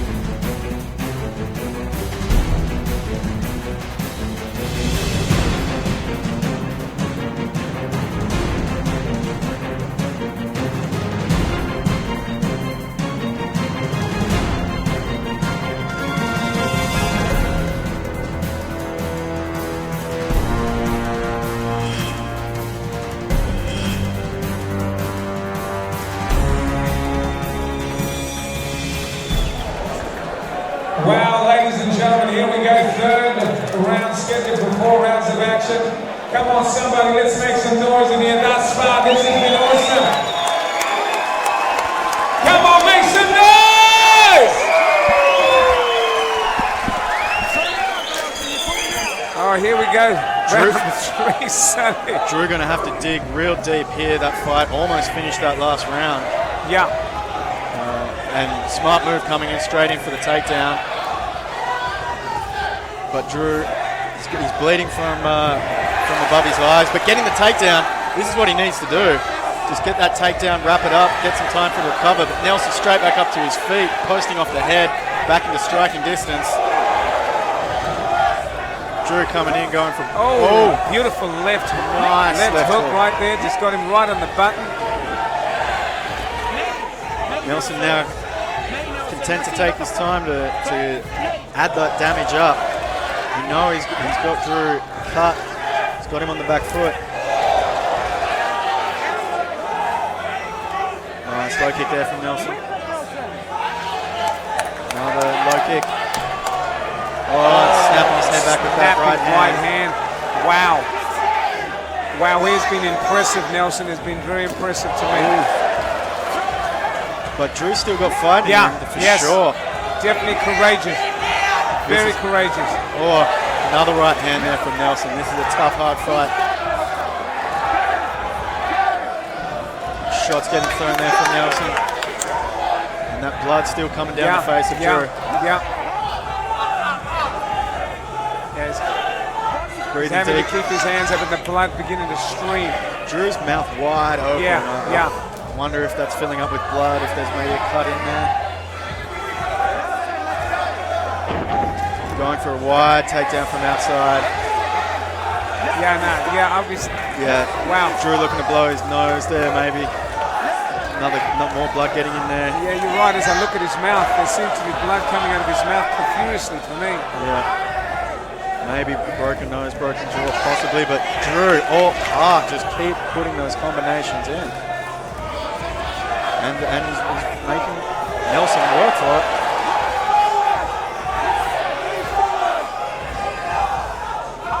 Now guys, just squaring off in the center. Big left hook there from Nelson again. And a lot of blood coming out there, the nose of Drew. Those watching furiously, looks like a broken nose. The blood is rushing out of his nose and filling in his mouth. His mouth is wide open. Now, jaw hanging low. Oh, nice 1-2 combo there from Nelson. Oh, another big 1-2. This has got to be it. This has got to be it. Drew was just out of it for just a bit there, and the referee couldn't fight a safety first, stopping the fight. Drew, all heart, obviously didn't want to quit. He was still in there till the very end. Drew didn't want to see that fight stopped, but Nelson was racking that damage up. A lot of blood coming around for Drew. Excellent fight there, very exciting. Great performance from both guys. Nelson with the patient performance, putting together his combinations, racking up that low kick. And Drew constantly moving forward, landing with his shots, landing with his combinations, landing with his kicks, getting takedowns. Let's go to James White for the official decision.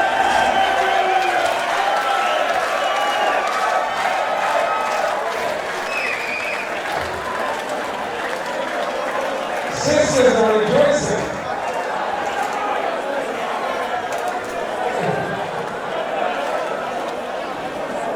Well, ladies and gentlemen, come on, you know that was a terrific fight. Come on! Come on! Yeah!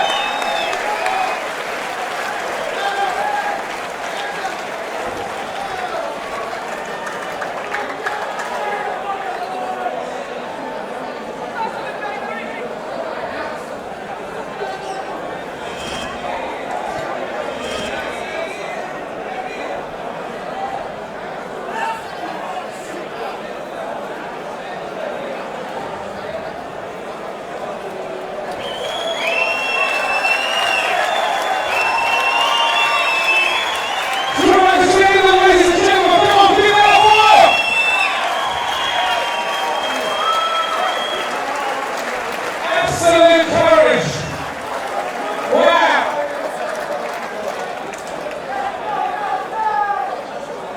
Ladies and gentlemen, the WKBF Worldwide Champion for 2019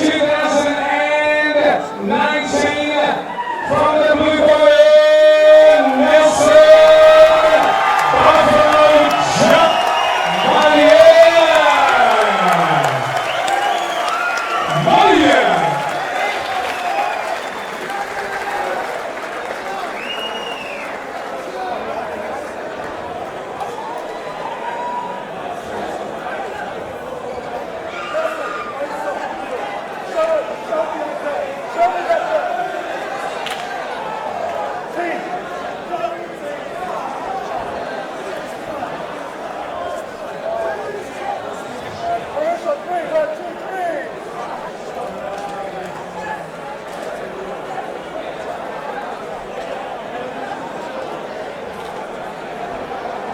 Alright. Yeah, just talking to some of the boys out here, and of course, we haven't seen the pros yet, but in their minds, that was the fight of the night thus far.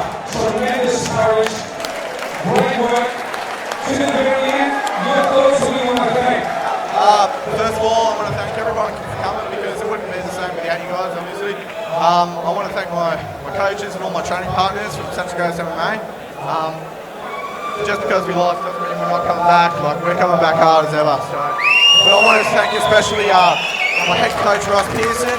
Honestly, I've only been back at it for a bit over a year, and honestly, I've elevated so much. So I really want to thank him for that. And yeah, I've got to take my hat off to the title holder now. You're a bloody legend, mate. But everyone, I'm going to fight him again. Yeah, come on. Give him a round of applause, please. Oh!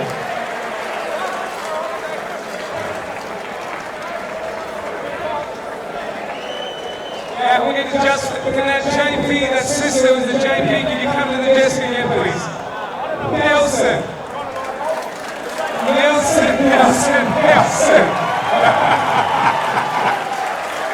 Oh my goodness. You know, there's defining moments in evenings when things can sometimes reach a certain plateau. But when you guys came out tonight, and the ladies over here, I don't know if that's your mom and your auntie, they were dancing and rejoicing as you came out. They hadn't seen you fight yet, but when you jumped in here, you showed poise, a lot of control, some great hands, and great defensive work, and you got the belt around your waist. Anybody want to thank? Actually, before I start, I'd like to thank my opponent, John Taylor, and his team at MMA, Central Coast MMA. It was such a warrior, man. Thanks for an awesome fight, man. It was really damn all the time, bro. You're a legend. First of all, I'd like to start by thanking my mentor and my coach, Anthony Perosh. Thank you so much. Without your work, I'd like to thank my strength and conditioning coach here. I know I do this head all the time, but he's got to do with me. I'd like to thank my training partners, Joey, Andrew, Greg, and all the other guys at Team Perosh. Thank you so much. Day in, day out, you guys support me and here for me. I'd like to thank all my family, friends, my sponsors, and everyone that comes to support me. I appreciate it so much, you guys do so much to me. I'd like to thank my sponsors, Nutrition, Global Science Group, Judd, and all the other people that support me. Thank you so much. I'd like to thank Superfly and Wizards. I think he's working so every time we go to the shop. And with half a million. Thank you everyone. Appreciate it all, and thank you as well. I really appreciate it. Everyone else on here, thank you so much. I don't understand. Another word. Ladies and gentlemen, our champion, Nelson Buffalo Chuck.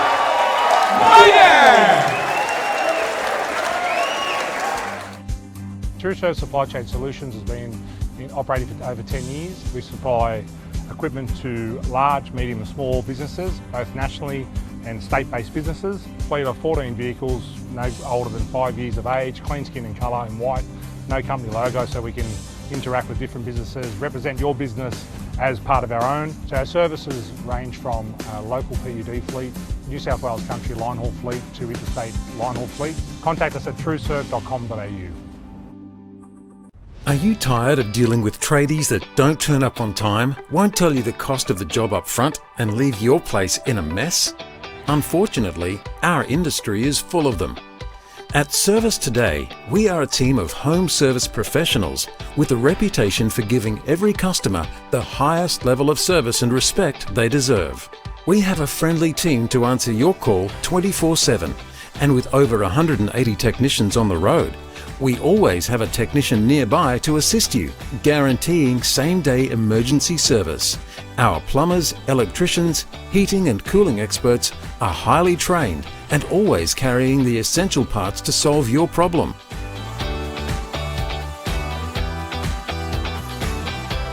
Service Today provides a fixed upfront price on all our work, so there's no bill shock at the end. All our repairs are certified and warranted for life. We do the job right the first time, every time. Who will respect your home and go the extra mile on the little things that matter? Service Today. Our name says it all.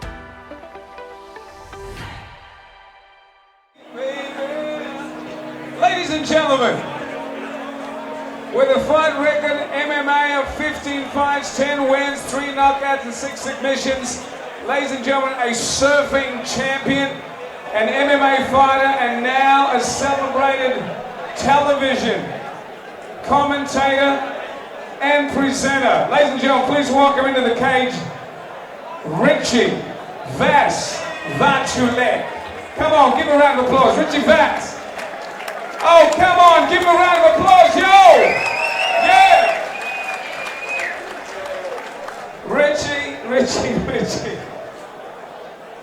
Like I said, you had 15 wins, 15 fights, 10 victories, 3 knockouts, 6 submissions, an accomplished career, man. You're happy, you got out there, you surf, you're 35 years of age, now you're a father.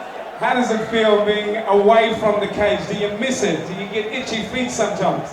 Yeah, definitely, especially on nights like this. I mean, I'm still buzzing from that last fight. You know, hats off to those boys in the last one, it was amazing. So, yeah, definitely, when you walk into a show like this, then definitely get some nerves, you know, going again. But I'm making my pro boxing debut in 3 weeks, so I still want to get in there and compete in some form or another, and yeah, looking forward to it. You're still jumping in there? Yeah. You're boxing now? I got good offer at the start of the year, so I thought, why not? Let's give it a go, and I hope to step in the cage maybe later in the year as well. So still, still trying to give it a nudge when I can. That's wonderful. Now, what about the career in television commentating? You and obviously Elvis do this. How does that? How do you fit that in? And as a father now, how do you do all this? Yeah, no, it's a juggling act. Like I'm sure we all know, it's it's a constant juggle. But I'm really grateful and fortunate for the opportunity to get the gig at Fox Sports, and we had Fight Week going for a bunch of years, and unfortunately Fox Sports have lost the rights to ESPN, but we're still in there in some regard, doing bits and pieces. It's great to be there with Elvis, an absolute pioneer of the sport, Rob Tasker, and talk about UFC and MMA in general, and with so many Aussie fighters on the roster these days, it's great to talk about. Like you said, we've got Pedro, Ross, Anthony, and Elvis, flying the flag, so we've got so much to talk about with Rob Whittaker, obviously, our middleweight champ, Alex Volkanovski. I mean, the list is growing and growing, and it's thanks to shows like this at the grassroots level to start them off and give them a platform to perform on. Pizzuti back in the CFC days, with Jimmy and the boys, is where I sort of, a couple of teeth, and very grateful. So I'm great to see this super fight, continue and see the talent that it's producing. Like I said, that last fight was crazy. We thank you so much, Richie. I look forward to that debut, that prepared in boxing and so forth. I hope you see in the cage again. Ladies and gentlemen, come on, Richie Vass, give a round of applause, please. Thank you, champion. Thank you. And now, ladies and gentlemen, the professional card is about to get underway, so please take your seats. Here we go. And of course, fight 8, 3 5-minute rounds from the blue corner, hails from Penrith, representing ATT and WIFO, standing 194 centimeters tall, a welterweight, 22 years of age, with 7 wins, 2 losses, and 1 draw. Introducing Joel, the Mantis Kendrick. And he'll be coming up against David Dynamite Francis. He's hailing from Bankstown and representing Gracie Jiu-Jitsu, standing at 179 centimeters tall in the welterweight division. He's 27 years of age with a current record of 7 wins and 4 losses.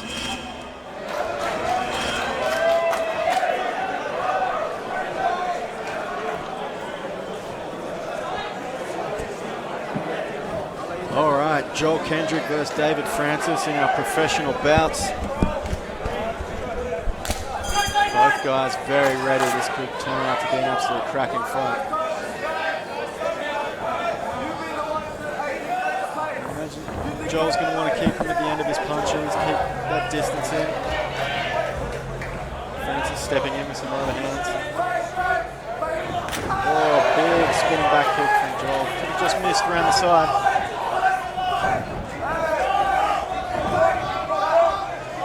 Francis already starting to maybe look for that level change, look for that shot. But that stance of Joel keeping David at bay a bit. Those long arms, long legs. But Francis is in now, got a body lock. And he's got an arm trapped as well. Big slam there, James. Dave really wanting this fight tonight, I think. He's returned to the cage once again. Well, the Mantis, Joe Kendrick, he comes out of that Mokhtarian school out there at ATT. Worked with Wiffo as well. And you know what? He's an accomplished young fighter. Yeah. He's an accomplished young fighter, and of course he really wants this as well. He's hungry. Yeah. He's at 7 wins, 2 losses, and 1 draw on his card. They're both with 7 wins. I mean, Francis with 4 losses, but he's hungry for this. Yeah, I believe Joel has some K1 kickboxing titles to his name, but Francis is nullifying the chance for Joel to put that to use as he's managed to pass around here to side control as Joel holds on to that guillotine. There's always the chance of a Von Flue choke here from Francis. I think he might be going for it. With that arm trapped, it's a shoulder choke. Francis gets his arm out. Content to just drop some elbows. And right heavy on Joel. Joel coming to his knees, looking to cramp onto a single leg. But Francis spinning around, taking the back, locking his hands together. I imagine this is where David Francis wanted to be when he took this fight. I'd say. I think so. Joel trying to posture up, tripod up, but Francis jumping on his back there, taking him back down to the mat, back into half guard, looking to posture up, land some big shots. And of course, I noticed that in the pros, these guys can elbow when on the ground. Yeah, and that can make a big difference. Yeah, it does. Well, Francis looking for an arm in guillotine choke. Looks like it's very tight. Very tight. It's under the chin. That's it. That's it. It's all over. Wow. Excellent work there by David Francis. Getting the takedown, working ground and pound. And then as Joel Kendrick tried to come up, he snatched that neck up, finishing with the arm in guillotine choke. Excellent work. Now let's go to James White for the official decision.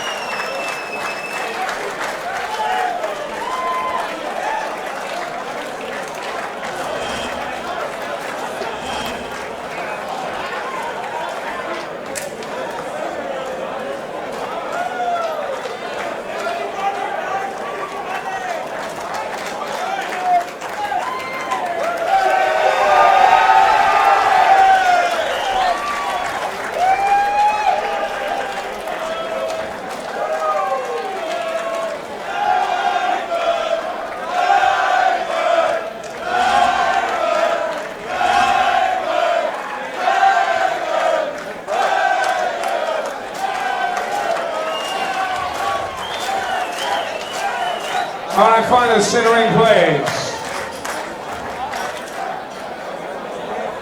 In the first of our pro bouts, ladies and gentlemen, as they come together, can you give the boys a round of applause, please? With a time of 2 minutes and 12 seconds remaining in round number 1, our winner from the red corner, David Dynamite Francis. Give Joe Kendrick a round of applause too, please. Secrets of Sydney. David, I think that was a terrific finish. Great job. I don't even know where to start with this thing, but I guarantee you are very, very happy with the result in the end. A young fighter, Kendrick, very exciting. He's looking to get the win here too. Let's keep it here. Hey, I'm very excited about the win. No better feeling than the first round finish. There's a couple of things that opened up the fight that have done better. But overall, I'm pretty proud of myself. First round finish. It was pretty easy. I was very happy with myself. Anybody you want to thank? Yeah, Gracie, Jiu-Jitsu, Smith Range, Stand Strong Boxing, Promo Fit, all my sponsors, Golden Nutrition, my fiance, we're getting married in 6 months, that's the next big event. Hey, hallelujah! Yeah, my brother has been very supportive with my parents, everyone's been there for me. My coach was special mention, Alex, Rutgers, Justin Fitzgerald, Fabrizio, good to be here tonight, but good to win for us. Just for all my family and my friends that come every time, love you all. Hope we can move on to the next one, bigger things, better things. Ladies and gentlemen, our winner tonight of our Festival of Professional Bouts. Come on, give it up for David Dynamite Featherweight. Let's just focus here. That's where we should focus, just here. If they could do it in the cage, they'd be in here. So let's just focus right here, folks. All the action's here. It's all good. It's all good. It is all good.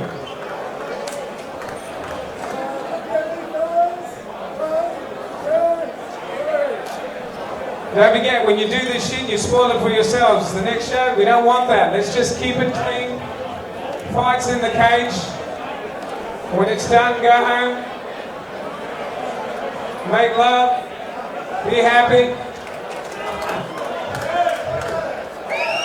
Go to sleep if you have to.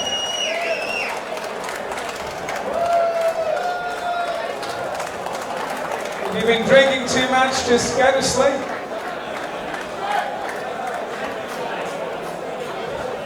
If you're taking uppers, stop it.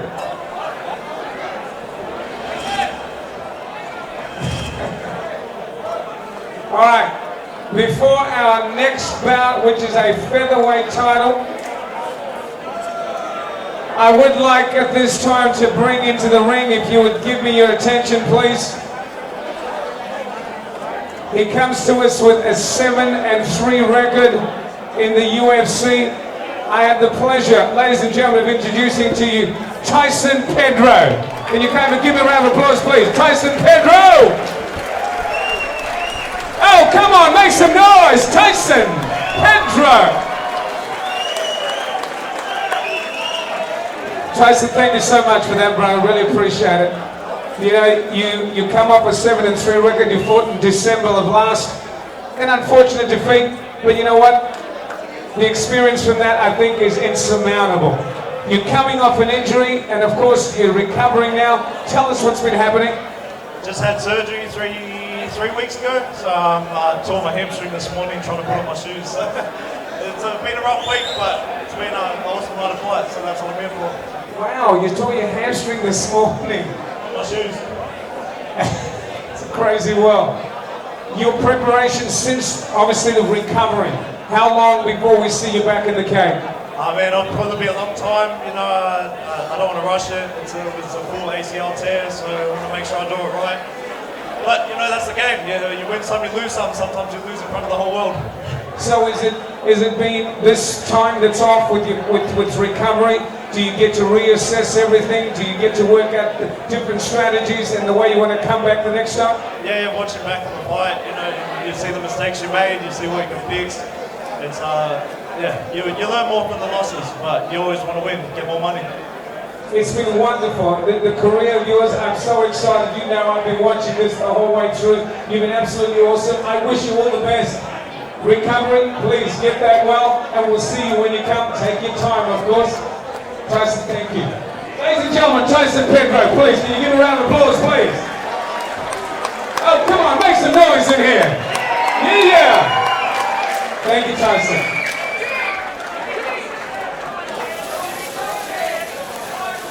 And of course, we come to the penultimate bout of the evening. This for the SuperFight Featherweight belt.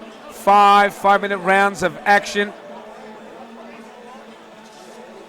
Introducing from Maroubra, representing Igor MMA and ATT, standing 177 centimeters tall, the current Hex and DFC Diamondback Fighting Championships champion, featherweight, 24 years of age, with an undefeated record of 7 wins, 7 fights. Here he is, Josh Culibao. And he'll be facing Josh Major Payne, hailing from Peakhurst And fighting out of the Lions Den Academy, he's standing at 176 centimetres tall in the featherweight division. 34 years of age with a current pro record of 8 wins, 8 losses. SuperFight 10. Featherweight bout, 5 fights for the blue corner, wearing the flowers with the red, black, gold trim. Ladies and gentlemen, he stands at 177 centimeters tall.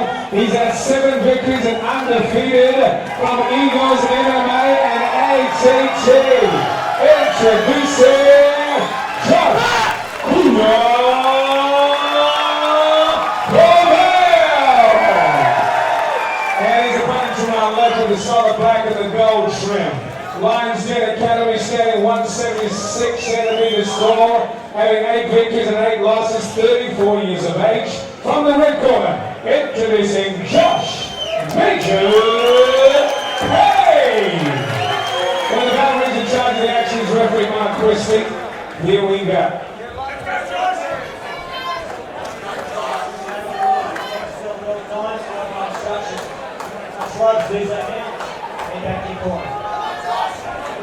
Alright, here we go.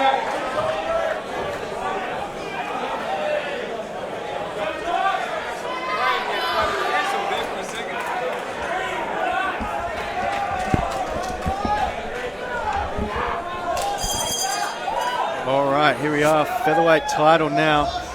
Josh Payne missed weight for this bout, so it's only on offer for Culibao if he wins the bout. Right, okay. And Culibao coming out with a nice stiff jab there.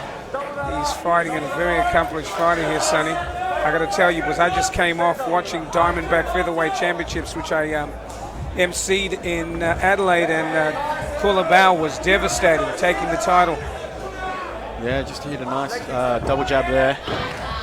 But Josh working his way into the clinch. Nice head position, nice control of the wrist. Josh might be happy to work some dirty boxing from here.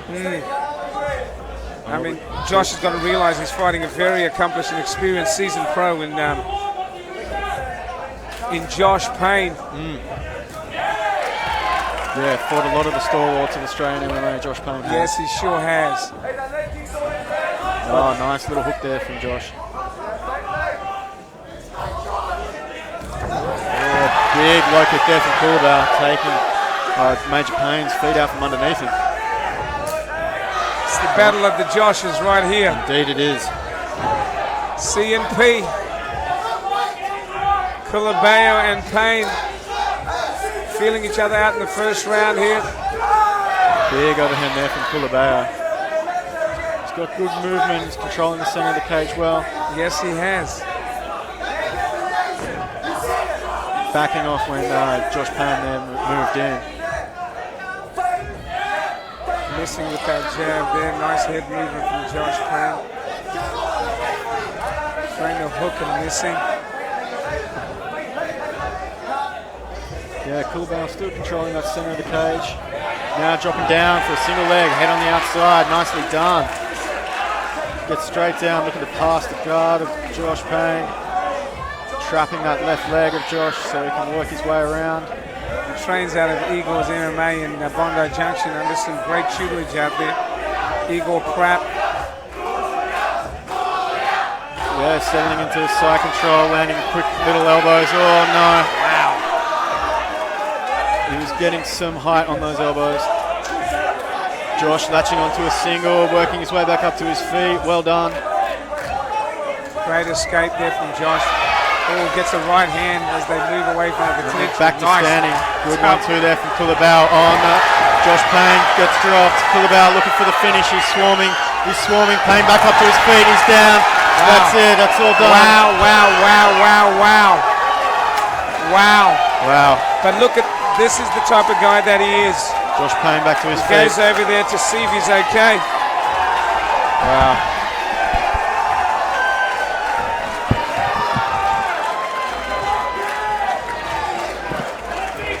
And that's all done. Culibao did well, controlling the centre of the cage. Josh Payne did great to get back up to his feet after that takedown, but those 1-2s there from Culibao finished the fight. Let's go over to James White now for the final decision.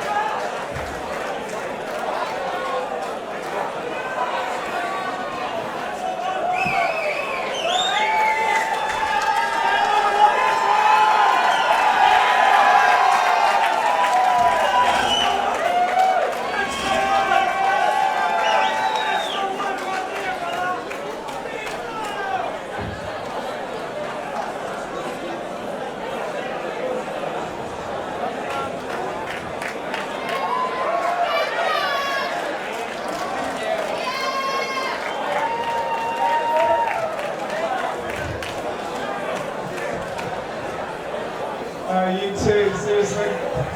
Find a center ring, please.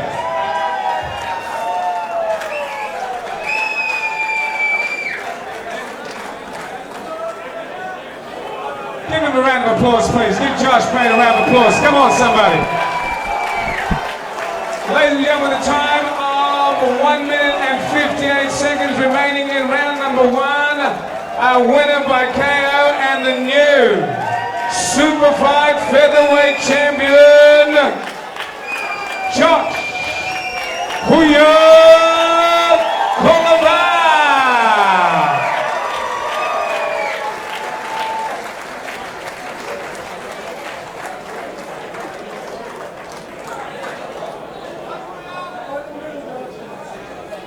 Still undefeated.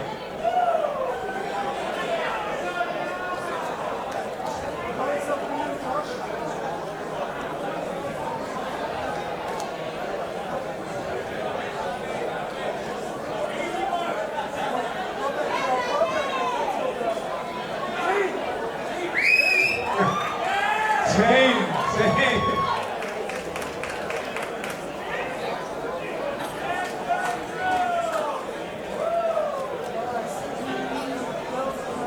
And the girls in the back.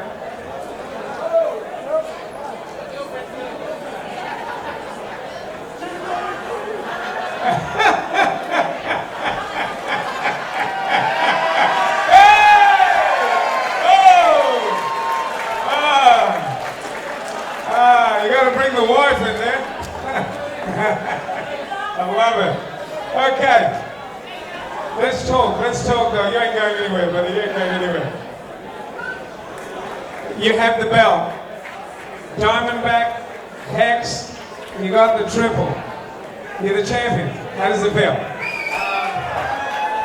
First and foremost, I want to thank everybody that came out and supported me. You guys don't know how much it really means to me. Like, to have such a big crowd, such a big supporting, it means the most to me. I pushed through a lot of hard sessions thinking about I've got to make a lot of these people proud. I can't let you guys down. So first and foremost, thank you everybody that came out tonight. You guys make my night more special than what it already is. I get to do what I love, but you guys make it a bit more special. Talking about the belts, look, I'm just here to collect these belts, look. All the belts in Australia, they can come to me. All those other champions, they can come see me. I want all the belts. If not, UFC, I'm here. UFC, I'm here. Give me my shot. I'm 8-0. Give me my shot. Dana, I know you're listening. There's not that many featherweights in Australia. Give me my shot. Wow, I mean, the truth of the matter is you got a record of 8-0 now. You got 3 belts and a big target on your back. But UFC's the one you really want. Joshua Culibao, great job. Ladies and gentlemen, give it up for our featherweight champion tonight. Thank you, everybody. I really appreciate it. Everyone that just came out to watch tonight, it means the most. Love you all. Thank you. All right.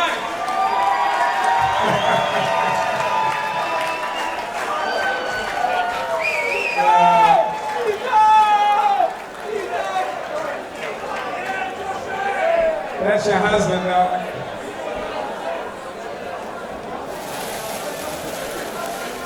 And of course, the main event of the evening. This is 5-minute rounds of action. When the bell rings, the challenger from Northmead, Team Perosh. He represents, standing 178 centimeters, a welterweight, age 27, with an impressive 8 wins and 3 losses as a professional. Introducing the challenger, Andrew Mills. And he'll be facing the champion, Corey Major Nelson. He's fighting out of the Lions Den Academy, standing at 178 centimeters tall in the welterweight division. 32 years of age with a current professional record of 20 wins, 7 losses and 2 draws. He'll be going for his 10th Australian title tonight. SuperFight champion, ladies and gentlemen, main event of the evening. Glad to go to my service today in true serve. Introducing first my fighter to my right, fighting out of the blue corner, wearing the solid black with the green trim.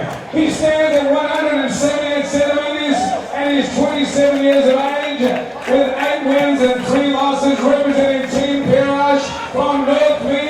Introducing the challenger, Andrew Mills.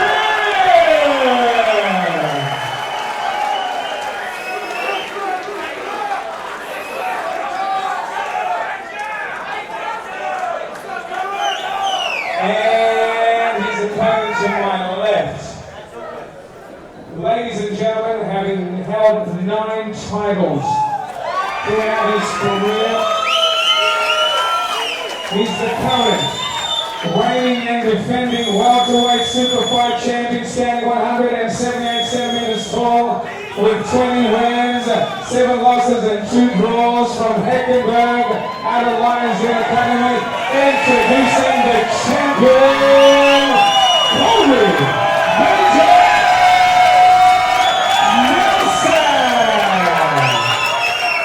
Colibao. In charge of the action is Referee Christie, 47 break.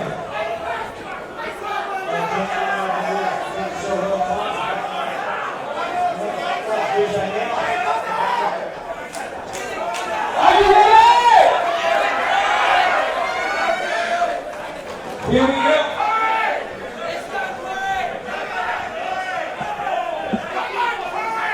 Here we go, our main event of the evening. Andrew Mills versus Corey Nelson. Corey going for his 10th title here. Andrew Mills looking to stop that streak. This is huge. This is huge, Sonny. You've seen him go throughout his career, and he's just been a tremendous athlete, a wonderful guy. Yeah, I've watched Corey fight many times, and he's always been very impressive. Andrew Mills putting a nice little body kick in there to start things off. Andrew Mills going to the body again. Corey returning with a kick, and now Andrew Mills in on a single leg. I would say Andrew Mills' game plan could be to take this fight to the ground. Corey very dangerous on the feet. Okay. And so far, Mills is working hard on that single leg. When he comes out of an accomplished gym, Team Perosh with great fighters. I mean, the coach was a great fighter himself. I mean, he fought in the UFC, a tremendous athlete. And of course, Andrew Mills must be following in those footsteps with 8 wins and 3 losses in his career as a welterweight. He wants to take this win. Oh, a strong slam. Takedown. Wow. Big slam. He's inside control, got Corey on his back. This is exactly where Andrew Mills would want to be in this part of the fight. Yeah. I mean, with 5 minutes, I mean, that is just insane. But this is why these guys train the way they do and do the things they do, because they obviously know what they have in the tank. Yeah. Corey working his way towards the wall. I'm going to try and use that to wall work and make his way back to the feet, but just getting away from the side there. Mills putting the forearm choke in, or forearm down hard on across Corey's windpipe, making it difficult for Corey to move. And then Mills switching around to Mills south quickly as Corey tried to get back to his feet. So great control here by Mills so far. Now, it is 5 rounds, so Corey knows he's got a lot of time to work. Yeah. I mean, it's got to take a lot out of you when that forearm is squeezed up against your larynx. And I mean, wow. And breathing's got to be difficult. Yeah, it really, you have to respect it. Oh, almost a reversal there from Corey. Okay. It's just, making that, even though Mills is just inside control, he's making sure that Corey has to work under there. He can't rest easy. He can't take his time. He's always making sure that he's got that forearm there to give him something to worry about, give him something to have to defend. How do fighters prepare for a situation like this? Is this the amount of work in the gym throughout the months and the years, and working with counter moves and so forth with athletes a little bit, maybe with better skills in that particular area? How do they prepare themselves for this, son? Yeah, so to prepare like this is time and rounds in the gym. I mean, no doubt Corey spent a lot of time preparing for this fight. A lot of guys from Lions Den fighting on this card. They all would have been sparring together. They all would have got lots of rounds in. And, there wouldn't be anything that he hasn't seen before. So it's just a matter of having that mental edge of knowing that you've been there, knowing that you can push through. Yeah. And that's going to give you that internal drive to keep going. As we say, that Andrew Mills, just excellent job on top, getting the riding time, making sure the judges are going to see it in his favour, and trying to work Corey out underneath him. So it's interesting if Andrew Mills is going to look to try to take him out, maybe set up a crucifix, or if he's just going to be content here, just riding Corey and wearing him out. Corey going for a reversal there. Yeah, making some room, trying to get up to his feet. But wow, he controls him nicely, keeps him on his back. yeah.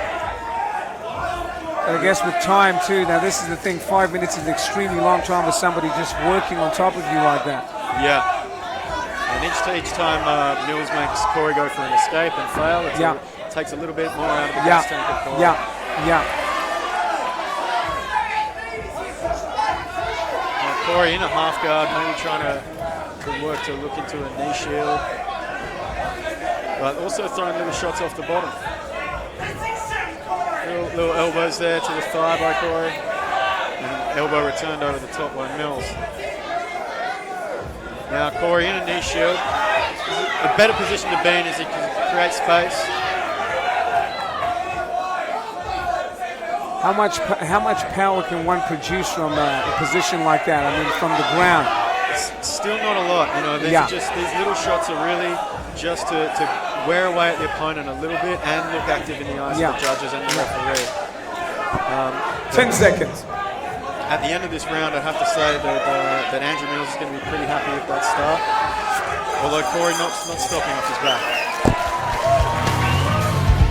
And time, main event of the evening, the SuperFight 10 Friday Night Fight Night. Thank you so much. I hope you've all enjoyed your evening.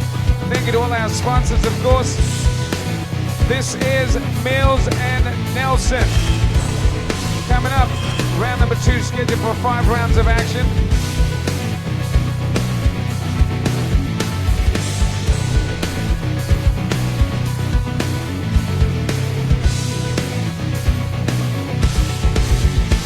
Thank you to True Service today and Secrets of Sydney.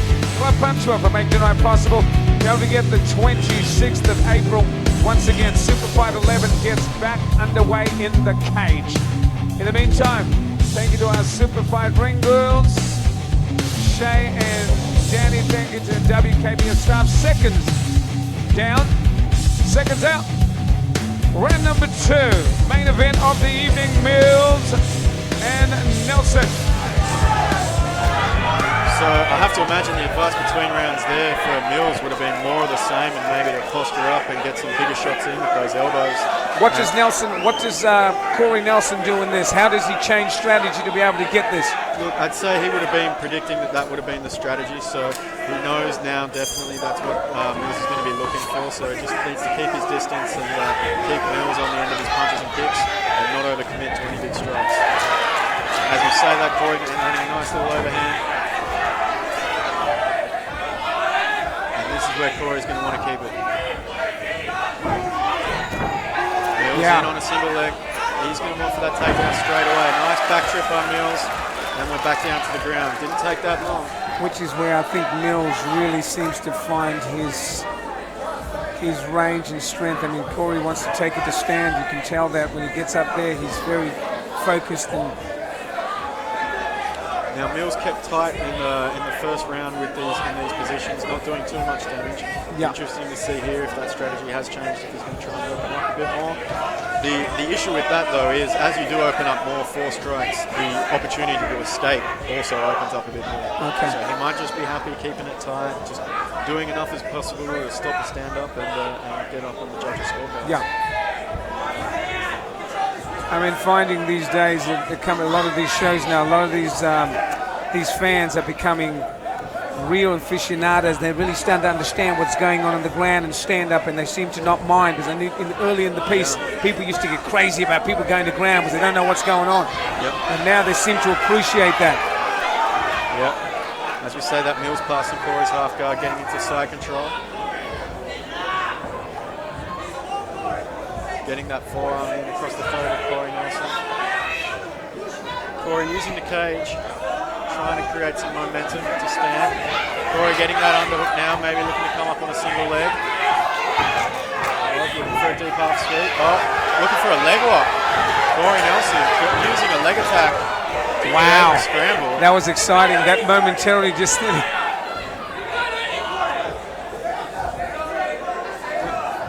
Corey landing a lot of little punches here from the bottom. Yeah.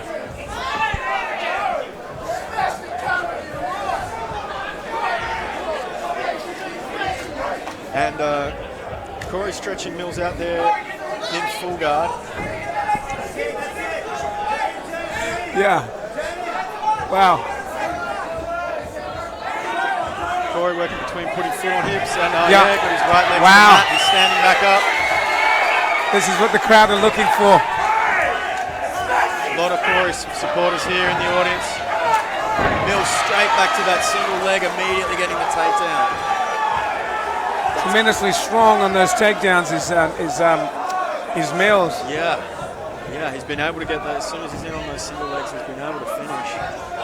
This is going to start to be a bit demoralising for Corey, but he's still constantly remaining active off his back. So you say the longer this goes, that becomes a little bit harder for Corey, is that what you're saying? Yeah. So far Mills' strategy seems to have not been to, he's not posturing up, causing much damage, but just this constant pressure, making Corey carry his weight. Yeah. If Corey stands back up, he's able to get that takedown again, and that's going to wear out, especially we've got 5 rounds to work for. Yeah.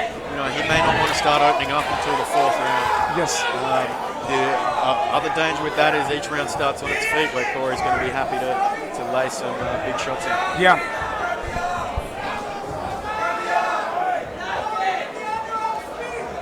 Mills still not looking to go to mount, just happy to stay in side control.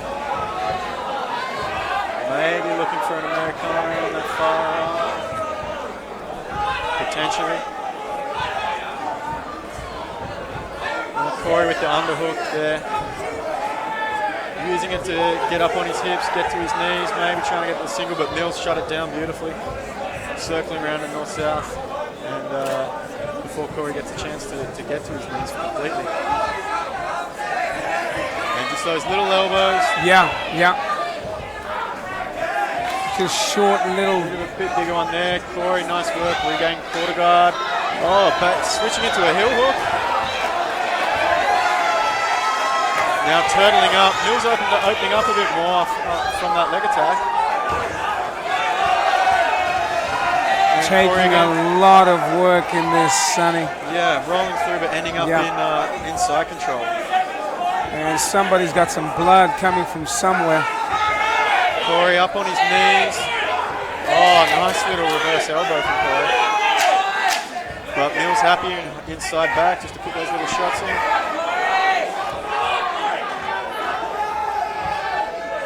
Good reverse elbow from Corey, but he's and time. Corey's got a cut in his forehead.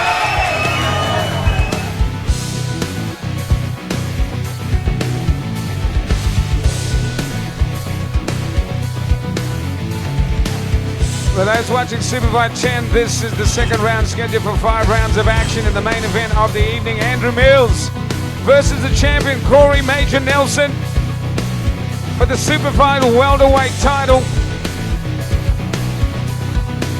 We thank you so much, fight fans, for coming and supporting this evening.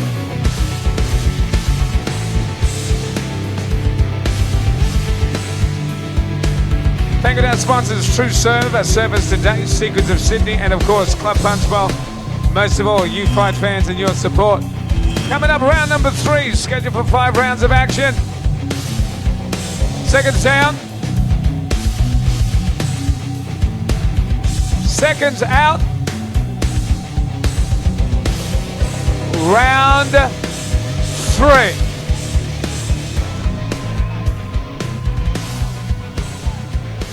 Sonny Brown, we come to round number 3 of this main event of the evening, Mills and Nelson. Will we see more of the same, or will the strategy change? I think so. I think Mills is going to be one more, getting for that takedown, and just more of the same. Corey now has a chance while it's on the feet. He's got to be smart here and use his distance, use his kicks. And look, he knows what Mills' strategy is. Oh,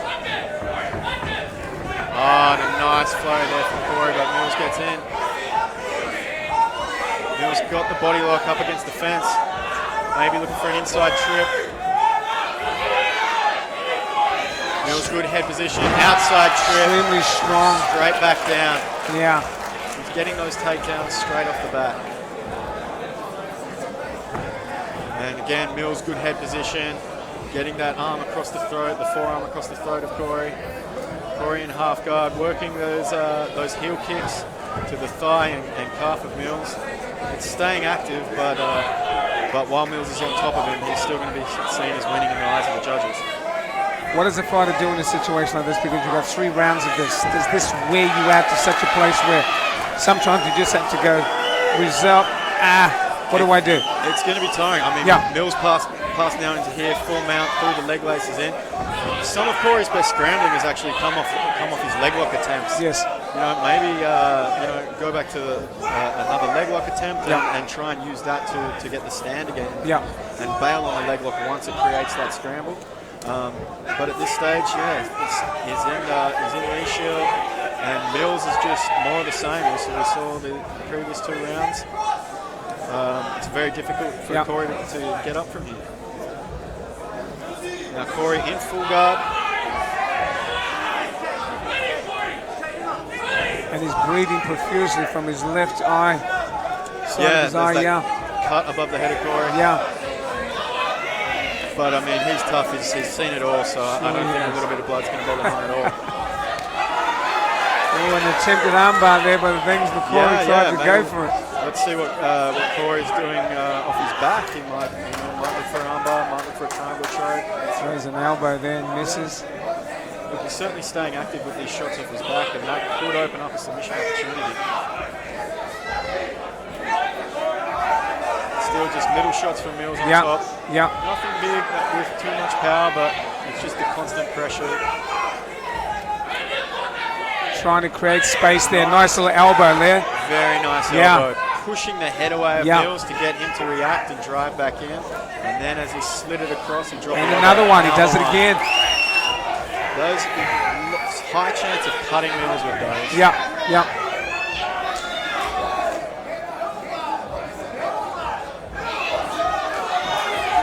Distance here created by Mills. Oh, another big elbow. These are good, solid elbows off the back by Corey Nelson. You know, now Mills is shying away. He's worried about copping another one of those elbows. And he has got 3 beautiful elbows on him. Really solid, clean elbows. Using the momentum of Mills driving in. But now Mills getting a few shots of his own.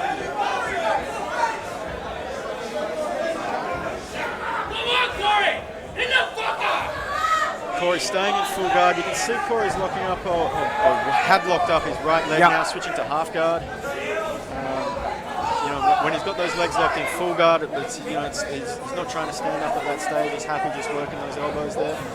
In half guard, he might be looking to get that underhook to try and stand up, or he might try and go grab the other leg and maybe go for that leg lock attempt again.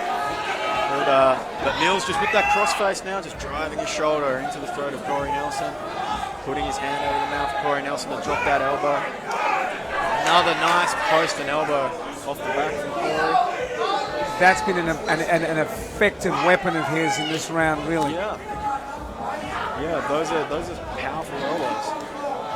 You know, Mills has to respect those, but it's Corey's still on his back. Mills is still, racking up the riding time on the judges' scorecard, still in front. But again, another elbow. Brilliant. You know, these elbows are starting to add up now for Corey. Nice little left from Corey off his back.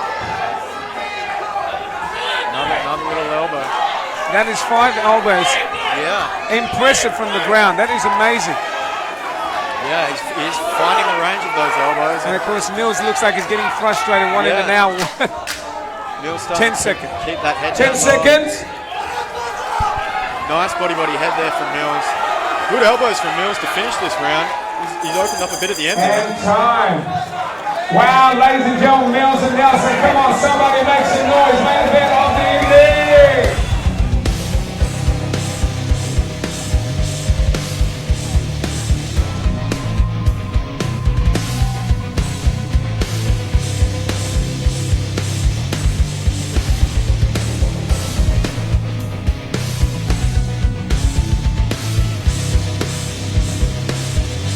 Coming up, 5 fans, the main event of the evening, SuperFight 10. This welterweight bout, it is round number 4, scheduled for 5 rounds of action. The challenger, Andrew Mills. The defending champion, Corey Major Nelson. We go to round number 4. Thank you to Service Today, True Serve,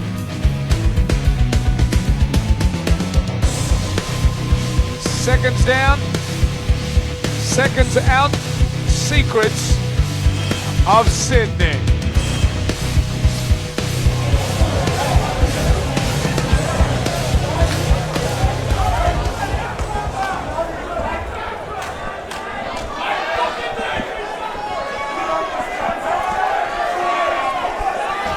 Tremendous battle is ensuing. This is the 4th round scheduled for 5, and of course Sonny Brown with me with the expert commentary right here. Yeah. Is it more of the same, Sonny, or what happens? I imagine. I mean, so we get that takedown straight away from Mills. Yeah. It's not good for Corey. He's going to have to finish this fight if he wants to win.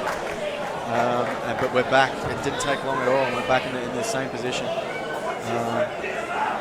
Now Mills, he's happy to just work that crossface, getting that shoulder into Corey's throat, grinding him down, wearing him out, getting that head into the throat.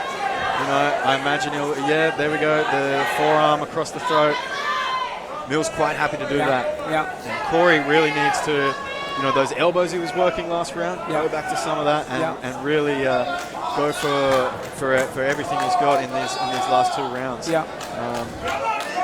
As we say that, Mills moves to mount. Corey, excellent work bridging on the hips to get back to half guard.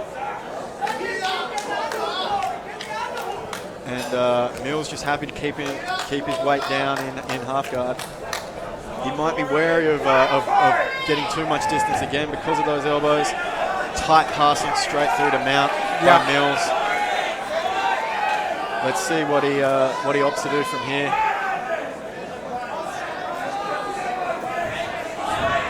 Good escape from Corey, back into a half guard, half butterfly. Trying to get himself. Little elbows there to the thigh by Corey. Again, not much, but it is at this stage more offense than we've seen from Mills. Mills just happy, playing a smart game, keeping it tight, keeping that crossface in. Not throwing many shots or big shots, but you're wearing him down, just shutting Corey down. It's got to be very frustrating for Corey now, but Mills is playing a smart game. Yeah, his ground game is relentless in this fight. He has been. There we go. So Mills now getting that head really high, not looking to drive back in.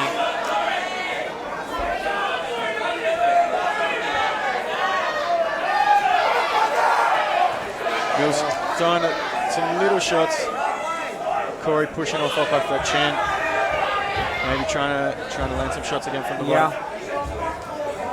Backhand there from Corey from the bottom. Seems like Mills is trying to get himself into a place where he can drop some elbows. Oh, armbar attempt there from Corey. Oh. I mean, that's what he's got to go for. That's what he's got to go to win this match. But as he went for that armbar, he did give up the pass. So Mills now again in side control. So there's not really many options one can have in this position. The issue Corey's going to have is Mills isn't opening up much to do much damage with the strikes. Okay. And those, while that is obviously, if he's landing, that's causing damage to Corey, but he's just playing so tight, just looking to shut down any escape attempt that Corey makes. He's not opening up, not giving him any openings to work with. So Corey's having to work hard to create any type of scramble. Those leg locks, those bridges, but Mills just straight on top of him, just shutting down anything he goes for. There's little shots here to the ribs by Mills, enough to stop the ref from standing it up and keep himself up on the scorecards. But it's certainly not going to finish Corey. Maybe looking for a key lock here. But no, I think that's a go. Just happy. Mills just switching from the crossface to the forearm choke. Here we go. Every time he seems to.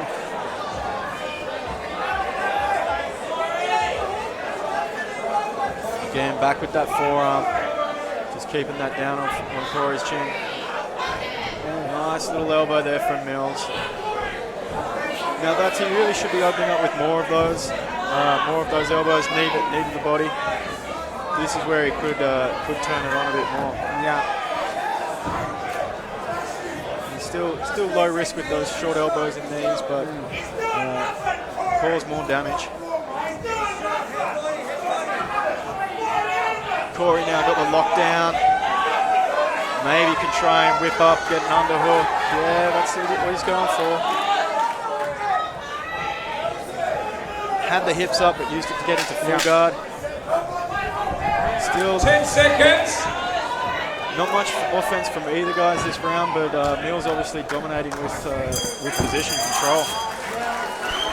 Yeah, fight fans, Mills and Nelson, this main event of the evening for the SuperFight welterweight title will go to a 5th and final decider.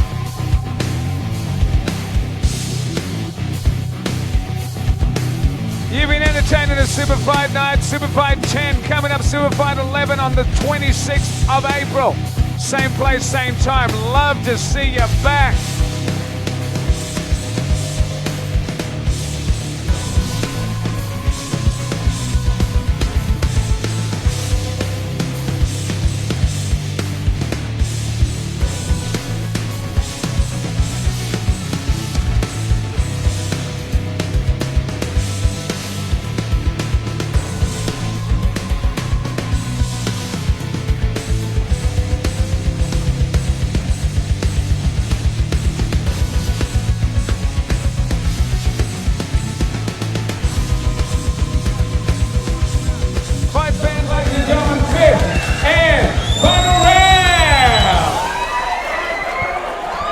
So coming into this 5th round, Mills must be supremely confident. His game plan's been working the entire fight. Corey knows he's going to come out and have to throw something big and throw it early. And he just won. Nice little 1-2 there from Corey. Mills maybe looking to stand a little bit more. Maybe feeling confident that he's won Corey out.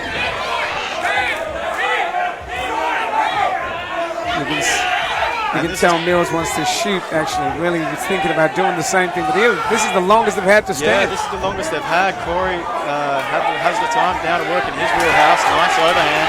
Oh, big jumping knee there from Corey, but gives up the body lock. And Mills gets the takedown. Well, that knee was a big shot there by Corey, but that could have been his last opportunity based on the previous rounds of this fight. Corey is going to need to do everything he can to get back up unless Mills is going to run away with this one. Yeah. I mean, he's just banking up and making points and accumulating points. Corey with the scramble into turtle, but Mills all over him. Goes to front headlock, goes to side back, Corey rolling, and we're back into side control. This is where Mills has been happy to sit most of the night. Just switching between a crossface and a forearm. Yeah. And it's been working well for him the entire night. He's been winning the round, so I doubt that he'd be willing to change at this point. Corey with the underhook, taking it out, coming back down into half guard. Mills happy. Yeah. Elliot Mills has just done what he had to do and do it very effectively. Yeah. Playing a very smart fight, not letting Corey implement any of his game. So Corey now needs to bridge, needs to be desperately trying to get back to his feet. Oh, looking for a submission off his back.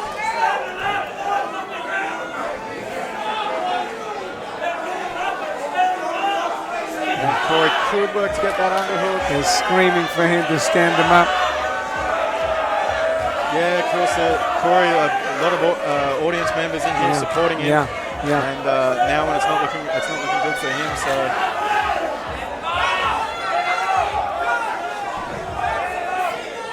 This is what Corey needs to do. He's got the underhook, needs to come up for that single. Gets to his knees in that front headlock. And he needs to look to break the hands and hit a sit out. But Mills sprawling. But you know, Andrew Mills has fought a very smart fight. Every time they want to get that, get up and stand up, he gives them a bit of room, gives them a hope that they could stand up, and he goes back to work again. Yeah, and he's done that from round 1, where it's just, it's going to wear your opponent down, of just getting back to your knees and then getting taken down again, getting to the feet, getting taken down. And just back into this side control, cross face, keeping it tight. Cross face into a little elbow and a forearm. Back to that cross face. Corey's going to need desperately get that underhook. That's what he needs. Change it into a single. Needs to drive forward. Needs to fight hands, not give up his back. At this stage, a tripod or quad podding up by Corey might be a good option. Drawing those elbows back, going for that leg lock. Those leg locks could be creating scrambles, but he's rolled back into side control.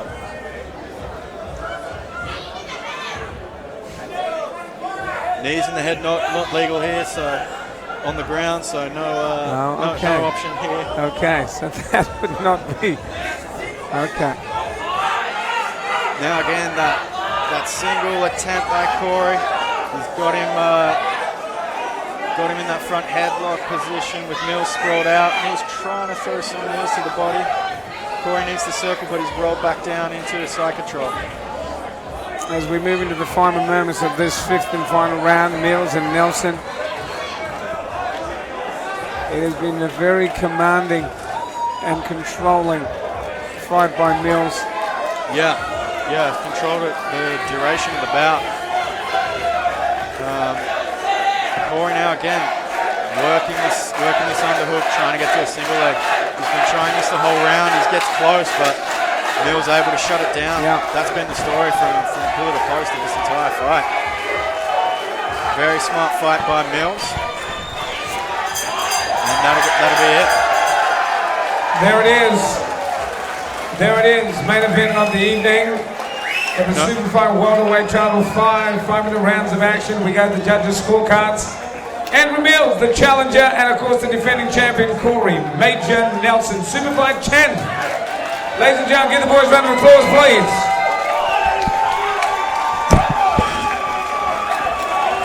Well, that'll go to Andrew Mills. Dominant performance, mainly with control, riding all those positions, side control, and mount.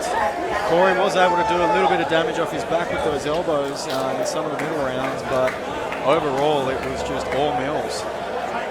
Let's go to James White for the official decision.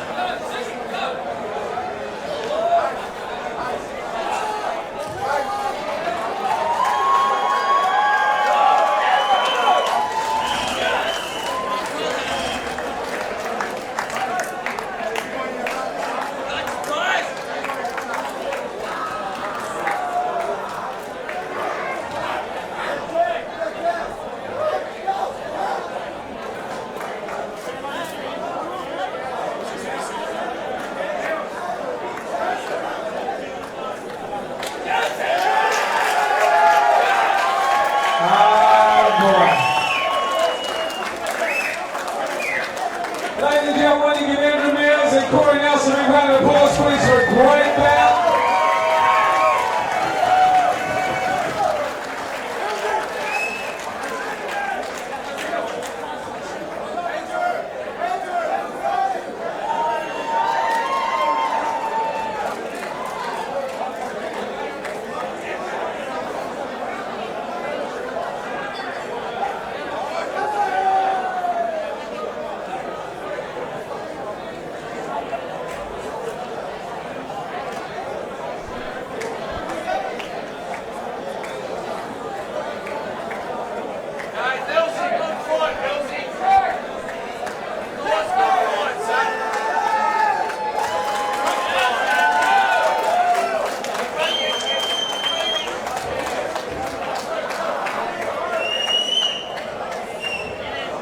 SuperFight 10, the main event, ladies and gentlemen, give the boys a round of applause, please.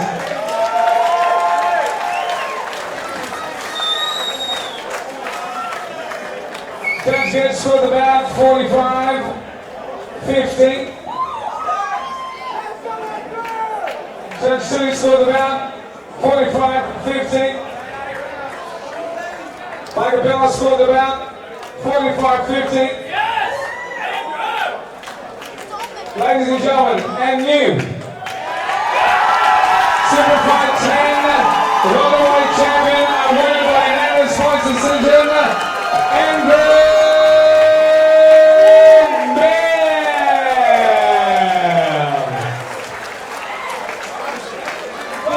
early round of applause too, please, our defending champion. Come on.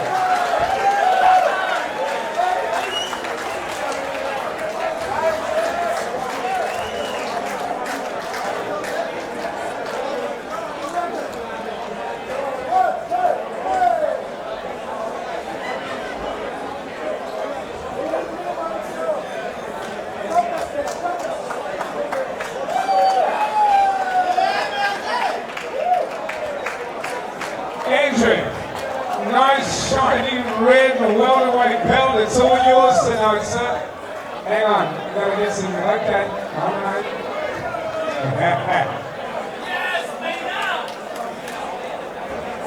All right. Hey, man. Yeah. Team Perosh tonight. Very effective. You in the main event tonight. Your game plan, you stuck to it. I believe you listened to your corner, you just kept working, you kept doing what you had to do dominantly. The judges' scorecards show that. Before the guy that was going for his 10th victory, he was the defending champion. You now hold the belt. Anybody you want to thank? Firstly, where's Team Perosh at? Next time! All you guys here, the reason why this is possible. I come every week, all you guys support me. I have to show you, I can lead by example. I've made you all proud. Thank you. Wow, man, you were really impressive, Andrew. You're really impressive. You got the belt now, you'll continue. Next, there'll be some boys chasing you. Obviously, they want this welterweight belt, maybe the next show, who knows. But anybody you want to thank, I'm sure you got a team you want to thank. Yeah, as in regards to whoever wants to come get it, I know Joel Kendrick, David Francis, they fought tonight. I don't even know who won, I wasn't fucking paying attention, but whoever won that fight, they can come next time, they can fight me. I don't want to pick and choose my opponent's whoever's next in line, come meet me whenever next fight's on. I don't give a shit, come get it. Fucking Anthony Perosh, my head coach, I love you so much, thank you. Supports me, everything. I owe him, my training partners here, Nobby, Phil, Shane, Nelson, Joey. Me, coach, the next level. I mean, just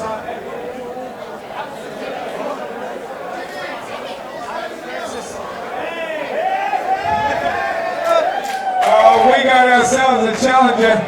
David Dynamite Francis has just said yeah. We fought before. That's ancient history. I mean, whenever you're ready, I'm ready. Oh, I love this. Ladies and gentlemen, here we go. The challenge is up.